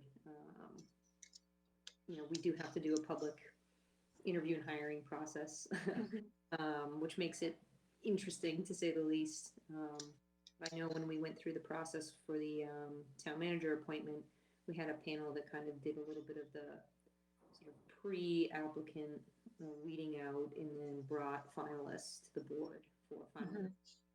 I don't know if a similar process is what you envisioned with that, or just want to kind of gauge your thoughts on that based on your prior experiences. I think, it's a good idea for the town manager and the board to think about an interview panel, maybe some of the key stakeholders that get involved with the town clerk, maybe someone from each walk, someone who does a lot of filing of permits or research, or maybe, someone who's more in the election town meeting venue, who does a lot of things with that. So maybe focus on some of the key aspects. I think it would be important too to have somebody internally who understands either IT or budgeting, or that would be an asset to the person when they get on board, to help them with some of the strive to improve technology and such. So it would be, up to your board. I would think it would be a great idea to to think about a candidate profile as well. You know, what are you looking for, strengths and weaknesses in a candidate? Do it all before the resumes come in so that it's, you know, completely objective and non-discriminatory, and use the same practice when picking your panel. I'm not a fan of, you know, a 12-member panel. I think having 3 individuals screen resumes is great. I like an odd number. So if you have an interview panel of 3 or 5, or a separate screening panel and a separate interview panel, either of those would work. I guess I would ask Robin what her preference is. Yeah, I think a small staff team to interview and make Mhm. recommendations to the board if that's the route it wants to take. So if you're going to advertise outside and inside, have us review. And I would say off the top of my head, that would likely be myself, Trish Shropshire, our IT person, Mhm. who has so much involvement with all departments and understands how everything sort of works together. Deanna would certainly be on that list. And I probably may draw in possibly Mark Tisdale. And if I expand it out, it would be Mark Tisdale and either representative from, I might bring someone in from the human services side. And that would probably be my other area, Janice or someone in that world. But that 5th position, I would probably think about a little bit more. But that would be the initial team. My standard interview team is typically going to be Deanna, myself, and I do like to bring Trish in on a lot, just that IT component. And as long as they're available, you know, typically you can post the job and also tell everyone, reserve on your calendar this date for screening and this date for interviews. Even though you don't know who the candidates are yet, you secure the interview panel, and you know, you're able to keep step with the timeline. I agree. I would like to emphasize timing is so important here. Again, it's been a while and we have somebody in an interim capacity without a backfilled position. So that's making it challenging for the department to run anyway, and we want to deal with that. But it also has budgetary implications. So if we're going to go the route that you kept the incumbent and we were backfilling the other job, we would reassess that other job. If you went outside and you opted not to split the job, but to put the interim person back to the original position, that's got one set of budget implications as well. If we go with the second position, that is a whole different set of budget implications. So really, it has to be decided as best as possible by early January, if for no other reason, budgets. And then also just for the functioning of the department. Right. What do members of the board think about a screening panel generally?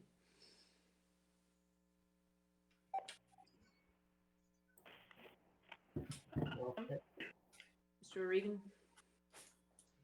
So I think that Mrs. Bernard's report is, you know, very enlightening. Going back over a number of permanent town clerk appointments, there have been a number of issues with the department. I'm going to say one of the issues, I've had this for a while, I think this demonstrates it, is the appointing of certain positions in town hall by the select board, and the challenge that places on supervision and reform, because there's sort of a buffer between a town manager and the appointed positions, you know, is a problem. And, you know, I don't mean to criticize anybody, so I hope no one takes it this way, but, you know, there have been times in my time on the board where I'm not going to single out any appointed position by the select board, but where there's been a question about whether that incumbent, how responsible that incumbent might be towards direction for the department by the town manager, and how responsive that incumbent might need to be to the Board of Selectmen. And to oversimplify, the response could be, I'm appointed by a board, not by the town manager. And that creates a dynamic. We see it in this report. We see it in the way that Mrs. Bernard identified the functional issues that existed before, well before the current situation, and they're more structural than anything else. And I believe a major part of it is accountability to the town manager's office and insulation from that. I believe we see some of that in this report. I'm very concerned that people seeing this and commenting on this might misinterpret my comments and the comments Mrs. Bernard have for the current interim town clerk, who, has been very candid even in her interview about reform she wanted to see happen in that office, and expressed some frustration over time at a desire to see corrections. As far as posting the job, sometimes, so having said, I think this is a great report. It gives us a lot of direction. I'm reminded about the cartoon of Arnold Schwarzenegger trying to open a bottle of ketchup, right? Where his hands are just so big that he can't open the little bottle of ketchup, okay? And so I think we need to bear in mind what resources we have and what resources we should put in place. And for that, I want to make a motion that we direct the town manager to update her report from August, I think it's August 20th, 2020, and give us a departmental improvement plan for this department, and without singling out people, identify what skills are in that department that we already have that can be enhanced and developed, and what skills we need in order to get where we need to go. Because unless we know that, if we're appointing authority, we're going to send out a 2-page, single-spaced job description that says we're looking for anybody who can do absolutely anything that can be done in the town clerk's office. And then when we see who we get, we're going to split it up. No, I don't think that's the way to go. I think we should identify, because we have tremendous skills in that department. We should identify what they are, encourage people in that department to really partner in the improvements that this report says we should do. And then, if we need to, go out and bring in outside talent where that may be. I don't know the answer to that, but so that's my motion, is to direct the town manager to supplement her August 2020 report with a departmental improvement plan focused on present personnel to identify skills and talents that need to be added to the department to bring about the improvements in her plan. I'll second that. Okay, motion made and seconded. Is there discussion on Mr. Regan's motion? Yeah, I would like to add a couple of points generally. This whole process of sort of thinking through and trying to figure out the best way to move forward with appointing a town clerk has been difficult for me, and I've been having sort of a hard time figuring out exactly why. But I feel like I'm understanding better why that is, and I think it's really important to. I just want to kind of air it out here that it is absolutely in no way a reflection of anybody who's currently in that department at all, and certainly not the interim town clerk, who's done a really admirable job in unbelievably complex circumstances over the last year, and we all owe her a debt of gratitude for that. I think the problem is, as Select Board Member Regan mentioned, is much more systemic. That we, I've really wrestled with the fact that anybody who's kind of been within earshot knows this. That I don't really understand why we're appointing a town clerk. There's a lot of positions that we appoint that I don't understand why we're doing that, because we just don't have any oversight, and that it really bothers me that we've let that happen.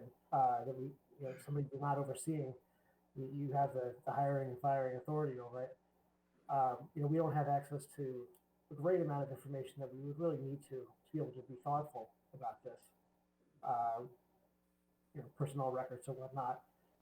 we can't have candid discussions because of the nature of our meetings in this, and it feels like the people who are applying for this job are really the victims in a big way of a system that really isn't crafted in a way that it needs to be. People who crafted the rules, sort of made up the town charter and made these decisions. I'm not faulting them either. I think that they were probably had the best intentions. And times might have just changed around them. Maybe it worked great before, maybe it doesn't work great now. Maybe I'm wrong. I don't really know. But I do feel like there's something very unjust about this, and it makes me feel really uncomfortable. And so for that reason, I think that was perhaps a little bit tangential, but I agree that we have to understand right now, it's really in just the interest of fairness, what's necessary, and fill it with with the talents that we currently have, so that we better understand what we have to do next. So, thank you for hearing me out on that. Mr. Regan, comments on your motion? I said a lot, so I'll not yammer on too much longer, except to fill in some perspective from Mr. Cavey. I believe when the charter was written and these positions were made appointed, it was at another time. In that time, we did not in particular have the open meeting law. The town was less complicated than it is. And recently, Supreme Judicial Court cases have come down on the open meeting law that require performance evaluations by a Board of Selectmen to be conducted in public. We do that with the town manager. That's a real issue. We do not have access to the ongoing personnel records of the people we appoint. And, there's good reason why we don't. And so that's a real issue. And I think I'm going to suspect that if we picked any department with in any community that an elected body appoints, you would see some of the issues we're trying to grapple with here. And so I just want folks listening to this to understand this is a real problem for us, because I think all of us want everybody in that department to succeed, want everybody in the department to be happy, and want the taxpayers to be rewarded for the employees who work for the town by good, honest service. I think we've seen a lot of that in the past year, especially with the elections and the town meetings and the special town meetings. And that's in part motivating me to ask the manager to update her report. And before we go out and see who's out there, identify clearly what we have. If we need anything from the outside, what it is, and post the job accordingly. And when I say by outside, I mean from outside the department, not necessarily outside the town. That's the basis of my motion and the philosophy behind it. Thank you. Ms. Roberts, any discussion on the motion? Yes. When I read the reports, the first thing that came to my mind is that the town of Stoughton has grown. It is not a small town anymore. And the tasks that are on the current town clerk, it's too much. So when I look at things and I did an assessment, and my question is really focused on balance. Is the work balanced? And I looked at the job descriptions, and the second potential second position, I wanted to make sure that was balanced. One person having 90% of the work and the second job only having 20% of, that's not balanced. So that's one of the things I was looking for to make sure it was balanced. The second thing I was looking for is making sure there is a global, more robust marketing strategy for the either of the two roles. Yes, we do have a lot of good talent, but I don't know what the skill sets are. I only know what was written in the job description and what the assessments are. And I also believe that even if you recruit or post jobs externally, the best choice will rise to the top. You will see it. It's not going to be a detriment at all. It's going to be said that we did a fair and equitable research and outreach on these two roles. Yeah, I mean, I tend to agree with you, Ms. Roberts. I think I understand the basis for this motion, Mr. Regan, but Ms. Bernard kind of described that the three recommendations that came out of the report. One was to go outside and do an external search. So what I see this motion more informing us on is this candidate profile that was mentioned that we should put together before we collect resumes. So I don't know if that candidate profile is something that we can build, maybe have, build off of Dr. Grimm's updated report, build off the report from Mary Beth, and maybe appoint 2 members of the board to start drafting this candidate profile so we can get it, have it ready to go. So when we post this job description, which is broad enough to do that wide outreach and external search, as well as collect some maybe internal candidates, then as Ms. Roberts said, the top candidates will rise to the top, and we'll be able to see then what we should do with position number 2, whatever we want to call that.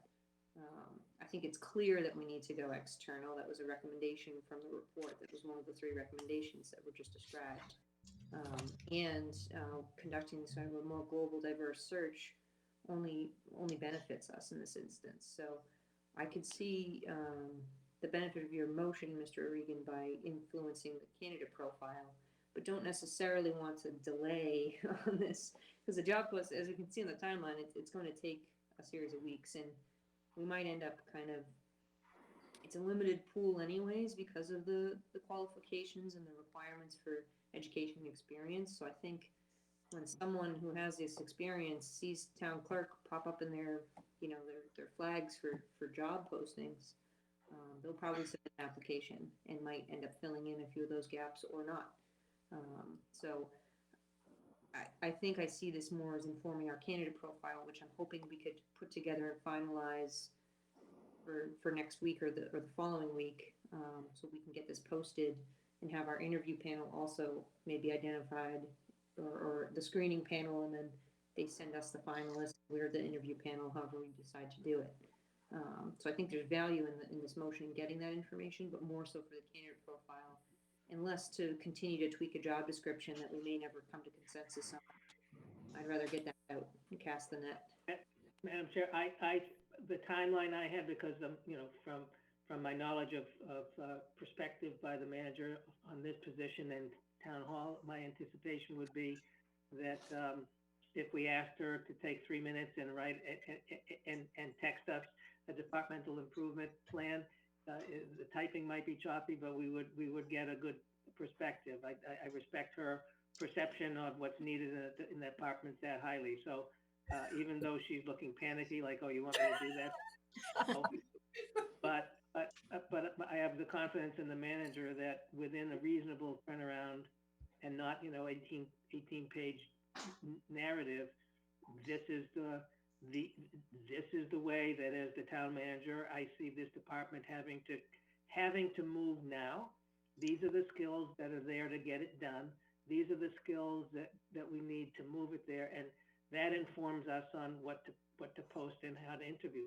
I would be concerned about posting for a position that doesn't match what we think we're going to hire. And so I think this does inform us on what we want to post and what we want to hire. I mean, I've been involved in hiring decisions, and maybe others have, where you skip the step of identifying what you really want, and then you get a bunch of really good applications, and you say to yourself, these are all really good candidates, and you kind of lose sight of what it is that you wanted to do when you were doing the hiring. We don't have the luxury of that time, and I want to focus our efforts here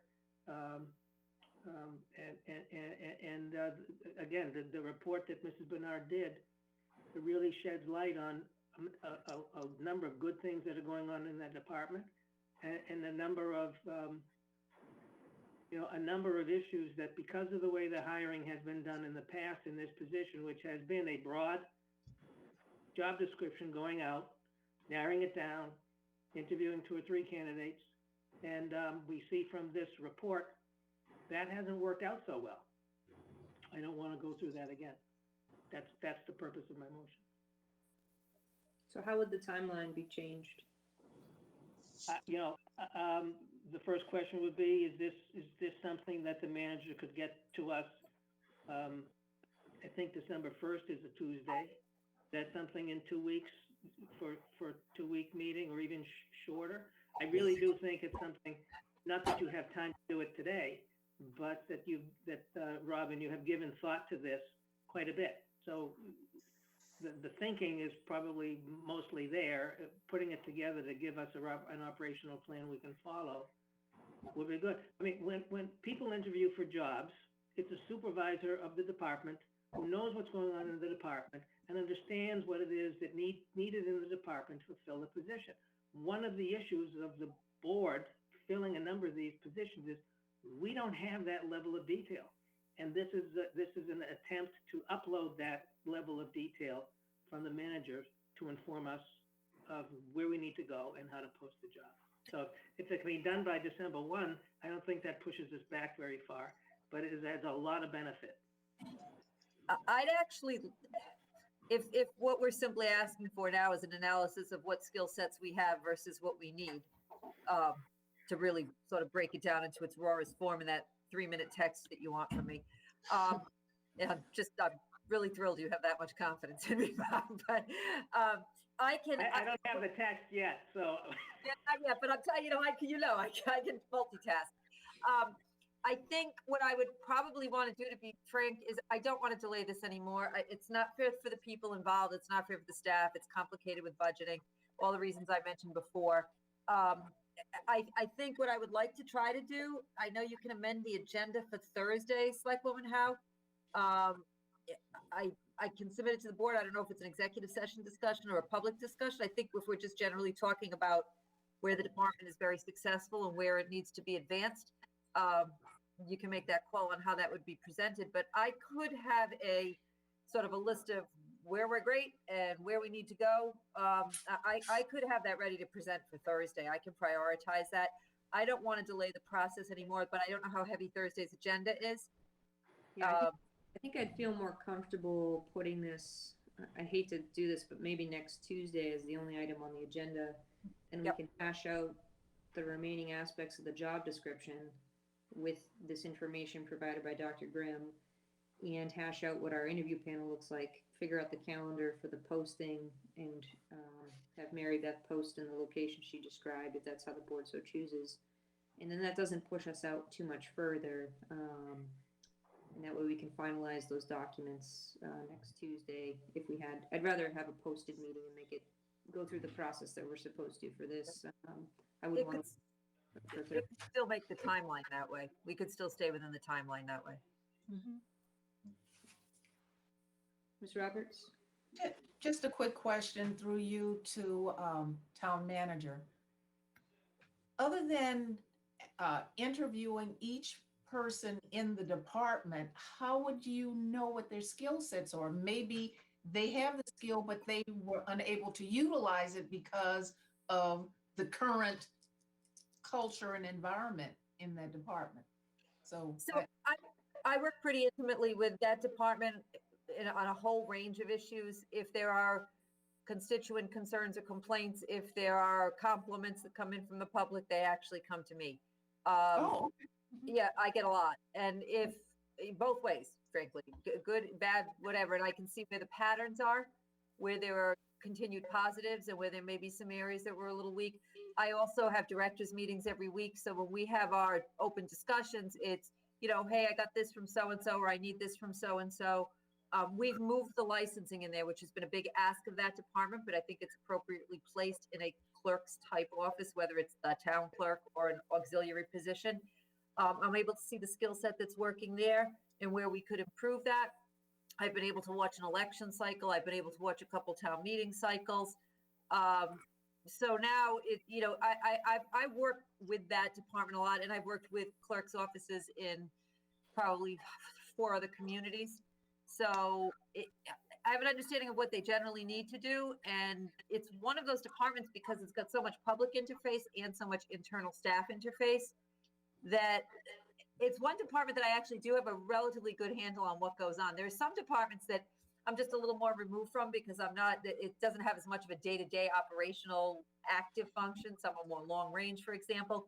But a clerk's office is so interactive on so many levels, both with the public and the staff, that as a town manager, I have a pretty good feel of what I've got in there. And also in working with the interim clerk, because of the fact that she's been short-staffed because of her position, her sort of dual filling, she's talked to me before about what we've had to fill in with some part-timers. We've also cross-trained all our clerical staff. So I know on a given day, if she calls me and she says, Robin, I need this done, I need XYZ done, I'm a little short-staffed on this here. So I can even see from a staffing standpoint where we have to fill in and where we can fill in with temporary fill-in and where we really need a permanent skill set.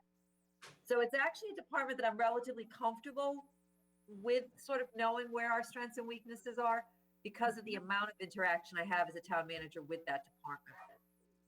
Thank you, town manager, thank you. All right, I do want to move this along as we're getting a little late here. So is there any additional discussion on Mr. O'Regan's motion? Mr. O'Regan, I don't know if you have it to repeat, just so we can Write it down. It's a good idea. Vote for it. All right. I believe it's to update the department review to identify the skill sets so that we can obviously winnow down this job description for what we want. That's my Madam Chair, what I'm looking for is a department improvement plan that identifies the skill sets we have and the skill sets we need to achieve it. Okay. All right, that motion was made and seconded. Is there any additional discussion before I call for a vote? Hearing none. On the motion, Ms. Roberts, Yes. Mr. O'Regan, Yes. Mr. Cavey, Yes. and I vote yes. All right, so I think if the board is so inclined, we'll aim to get that information ahead of our meeting next Tuesday, and then next Tuesday we'll finalize the job posting, interview process, and sort of adjust the timeline as needed. And I think this puts us in a good position to at least maybe meet some of these dates here that are outlined, and will hopefully give us direction so we can build off of the existing job description that Ms. Bernard provided as we deem necessary based on the information provided by Dr. Grimm for next week. Is everybody comfortable with that direction? Yes. Thank you. All right. Thank you, Mary Beth. We really appreciate you staying on with us tonight. And Thank you, my pleasure. All right. We can Thank move you. Thanks. Okay, so we'll go back on our agenda. If there's nothing further on that item, to item number 7, the downtown parking policy. I apologize to Mr. Tisdale for bumping him slightly. I just wanted to make sure that we got to Ms. Bernard. Don't apologize to him, it's fine. I knew you'd say that, right? I knew he was thinking it. So, The horns popped right out on it. I can feel the love. My voice came out. That's all. yeah, as the clock was ticking, I felt a little bit worse about bumping you, Mark, but here we are, 9:20. So I think you presented the revised parking policy. I can try to pull that up unless you have it. You want me to share it with you? Sure, yeah. And I think you presented this generally a couple weeks ago, so this is just the finalized language for the policy. Yeah, I presented a few options, and this is what the board decided they wanted to go with. Just to recap a little bit, the board wanted more of a temporary amendment to the actual policy as opposed to a change to the policy. So what changes is in the red. As you know, what we're trying to do is add public parking spaces to the southwestern side of the square, if you want to refer to that, roughly where the Railroad Avenue area is and, roughly where Avocados is. We want to add public parking spaces to that area. The previous parking plan had 41 permitted parking spaces, but according to Reggie, we have about 10 to 15 that we actually have right now. So there's an opportunity to open up some of those permitted parking spaces to be public parking spaces, for a period of time, until this whole pandemic settles down and people start buying permitted parking spaces again. So the total number of parking spaces in that Railroad Avenue parking lot is 27. They're all permitted parking spaces now. So we're proposing to make 16 permitted parking spaces and 11 public parking spaces. We'll do that by just changing the signage and putting another one of those larger signs out near the Washington Street Railroad Avenue intersection there. Just to direct people that there are public parking spaces down in the Railroad Avenue area. That's about it. Yeah, I think what's good is we can, as you mentioned, we could update it as needed depending on the direction the pandemic goes, I guess, and how commuters end up using either the permitted spaces or the public spaces. Correct. Good kind of beginning step. Do members of the board have any questions for Mr. Tisdale? No. Would anybody like to make a motion on the proposed parking policy amendment? I make a motion to adopt this parking policy amendment. Motion. Is there a second? Second. All right. Motion made and seconded by Mr. Motion made by Mr. Cavey, seconded by Mr. O'Regan. Any additional discussion on the motion? Okay, hearing none. On the motion, Mr. O'Regan. Yes. Ms. Roberts. Yes. Mr. Cavey. Yes. I vote yes. All right. Excellent. Thank you very much. Thank you, Mark. And is this posted on the town website, this parking policy? The original one is, I'll post the amendment also. Great. Thank you so much. Okay, thank you. Okay, the next item on our agenda is in regards to the vacancies for the Public Safety Building Committee. We had two members who resigned from that committee. Mr. Joe Baeta resigned from the committee, and Mr. Joe Palermo. Mr. Palermo moved out of town, so therefore determined he could no longer be a Stoughton community representative on the building committee, as he was no longer a Stoughton resident. So we do have these two vacancies, and the board can decide to fill them. My initial thoughts on this, because those two members were members of the community and had experience as a school superintendent and as a long-time cost analyzer for these types of capital projects. I thought that both the community representative aspect and the skill sets that those two members provided, we should probably strive to replace them and fill them accordingly, so we can continue to have a productive safety building committee. In the past, we've sort of solicited for these positions, and if members of the board know folks who are interested, have brought those for consideration for appointment.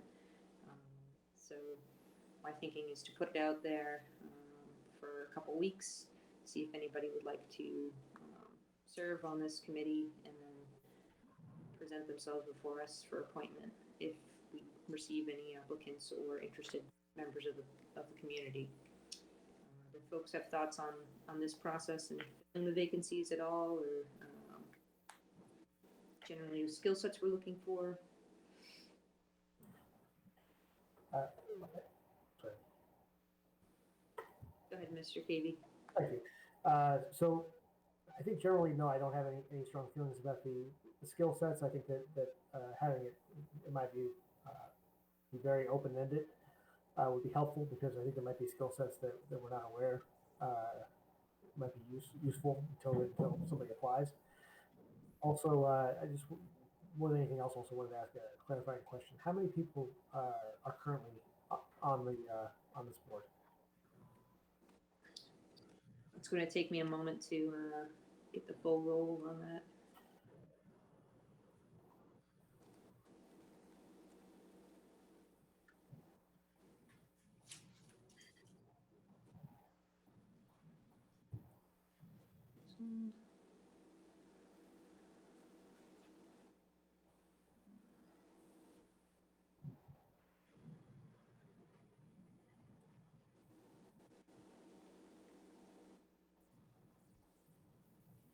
Um,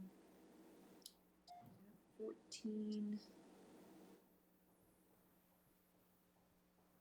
The attendees list I'm looking at right now is 14, but that's -2, so it would be 12 members, I believe.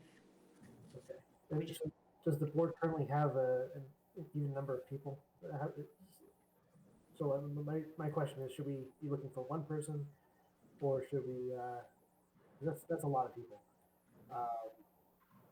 You know, if we kept the board at 12, I think that isn't necessarily a bad thing. But if we were to increase it because we wanted some additional input from the public, it makes sense to add one instead of two, just so this board isn't maxed out all the time. Mhm. But I don't know. Also for consideration, 6 of the members are town staff, and then the other 8 members were non-staff. So they came from other boards and committees like Finance Committee, Select Board, town meeting reps, and so on. Yeah, this isn't I think necessarily something we have to resolve today, but at the very least, I'd like to say that I'd like to keep it pretty open, but I'm interested to hear what other people have to say. And I think Mr. Regan had his hand up, and I apologize for jumping in front of you. I decide who speaks. No, I'm just kidding. Go ahead. Go ahead, Bob.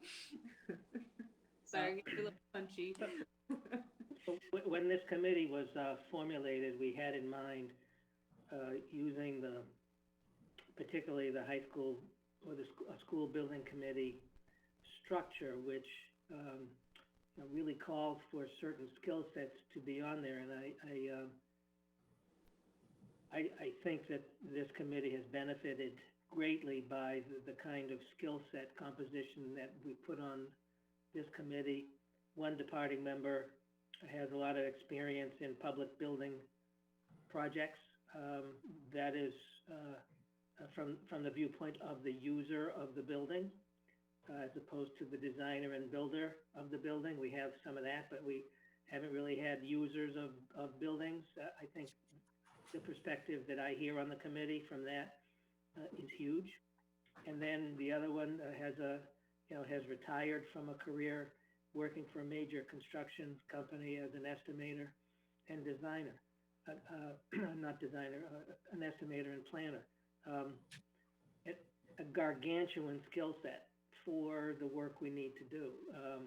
And I think I will make a motion that we seek to fill the 2 open positions with an individual with experience in major construction project design and cost estimation, and the second with an individual with experience as a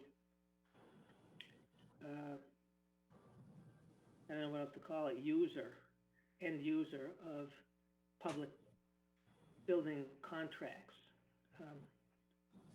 and projects. That's my motion. Okay. Is there a second?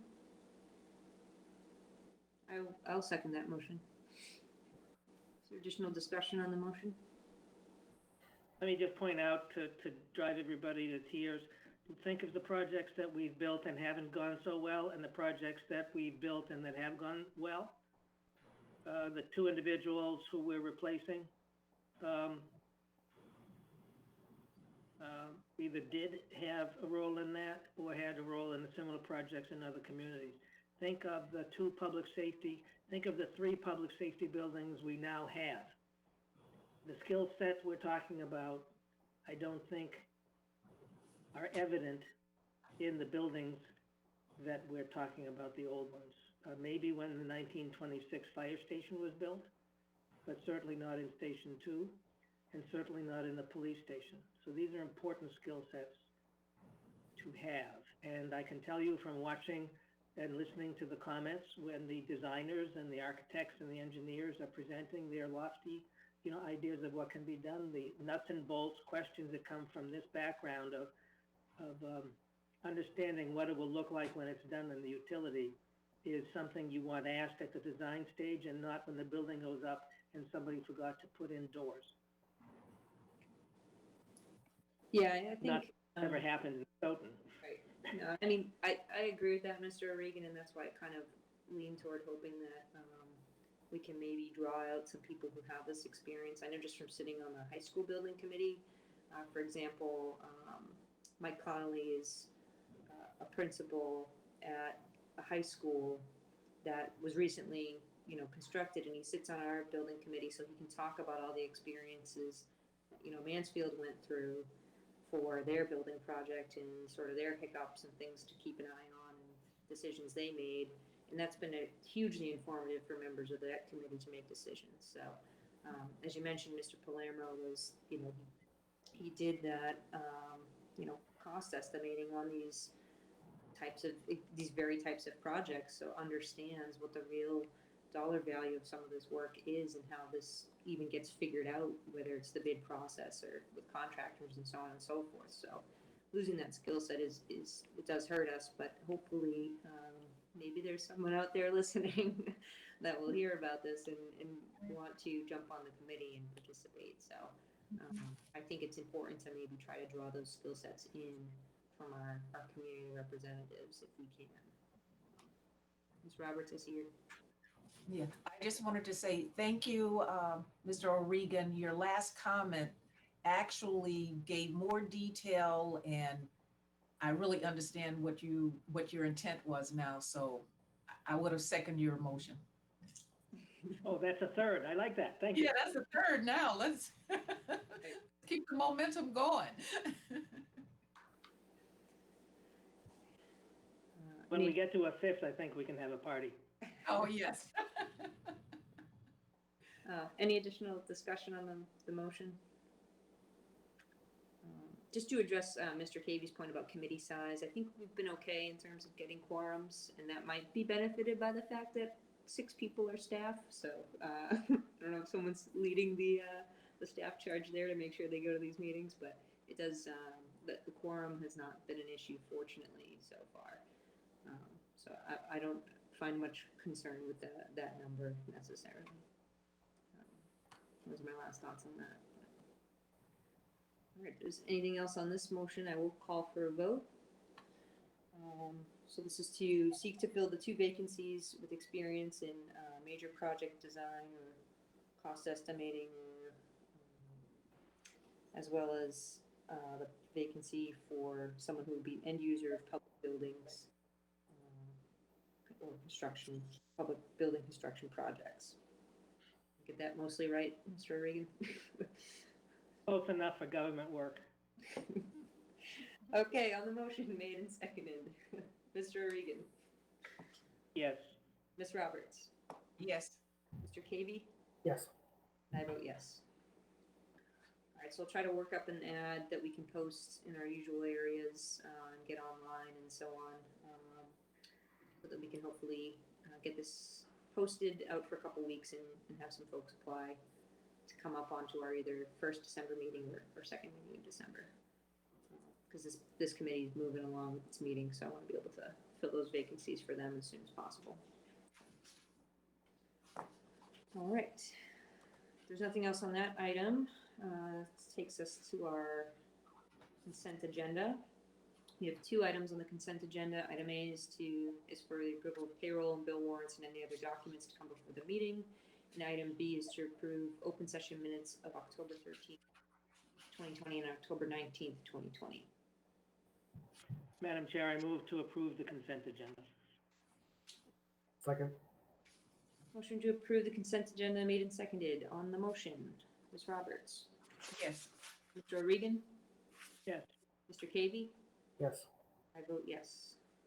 We did have an executive session item, but there's no update on it tonight, so we will not be entering into executive session. Our next meeting of the board is a special meeting held this Thursday, November 19th. This was due to some technological difficulties we had last week, and so we've opted to have a special meeting this week to cover some of our business without pushing us too far into 2021 for everything we have to do. So with that, I will entertain a motion to adjourn. We have 10 o'clock yet. I'll make a motion to adjourn. Is there a second, unless someone wants to filibuster on this motion to adjourn? Second. All right. Motion to adjourn made and seconded. On the motion, Mr. O'Regan, No. Ms. Roberts, Yes. Mr. Cavey? I vote yes. Motion passes 3 yes to 1 no. That's gonna go in the record, Bob. So with that. I move to reconsider. I'll punch you. Sorry about that. Sorry. All right, thank you, everyone.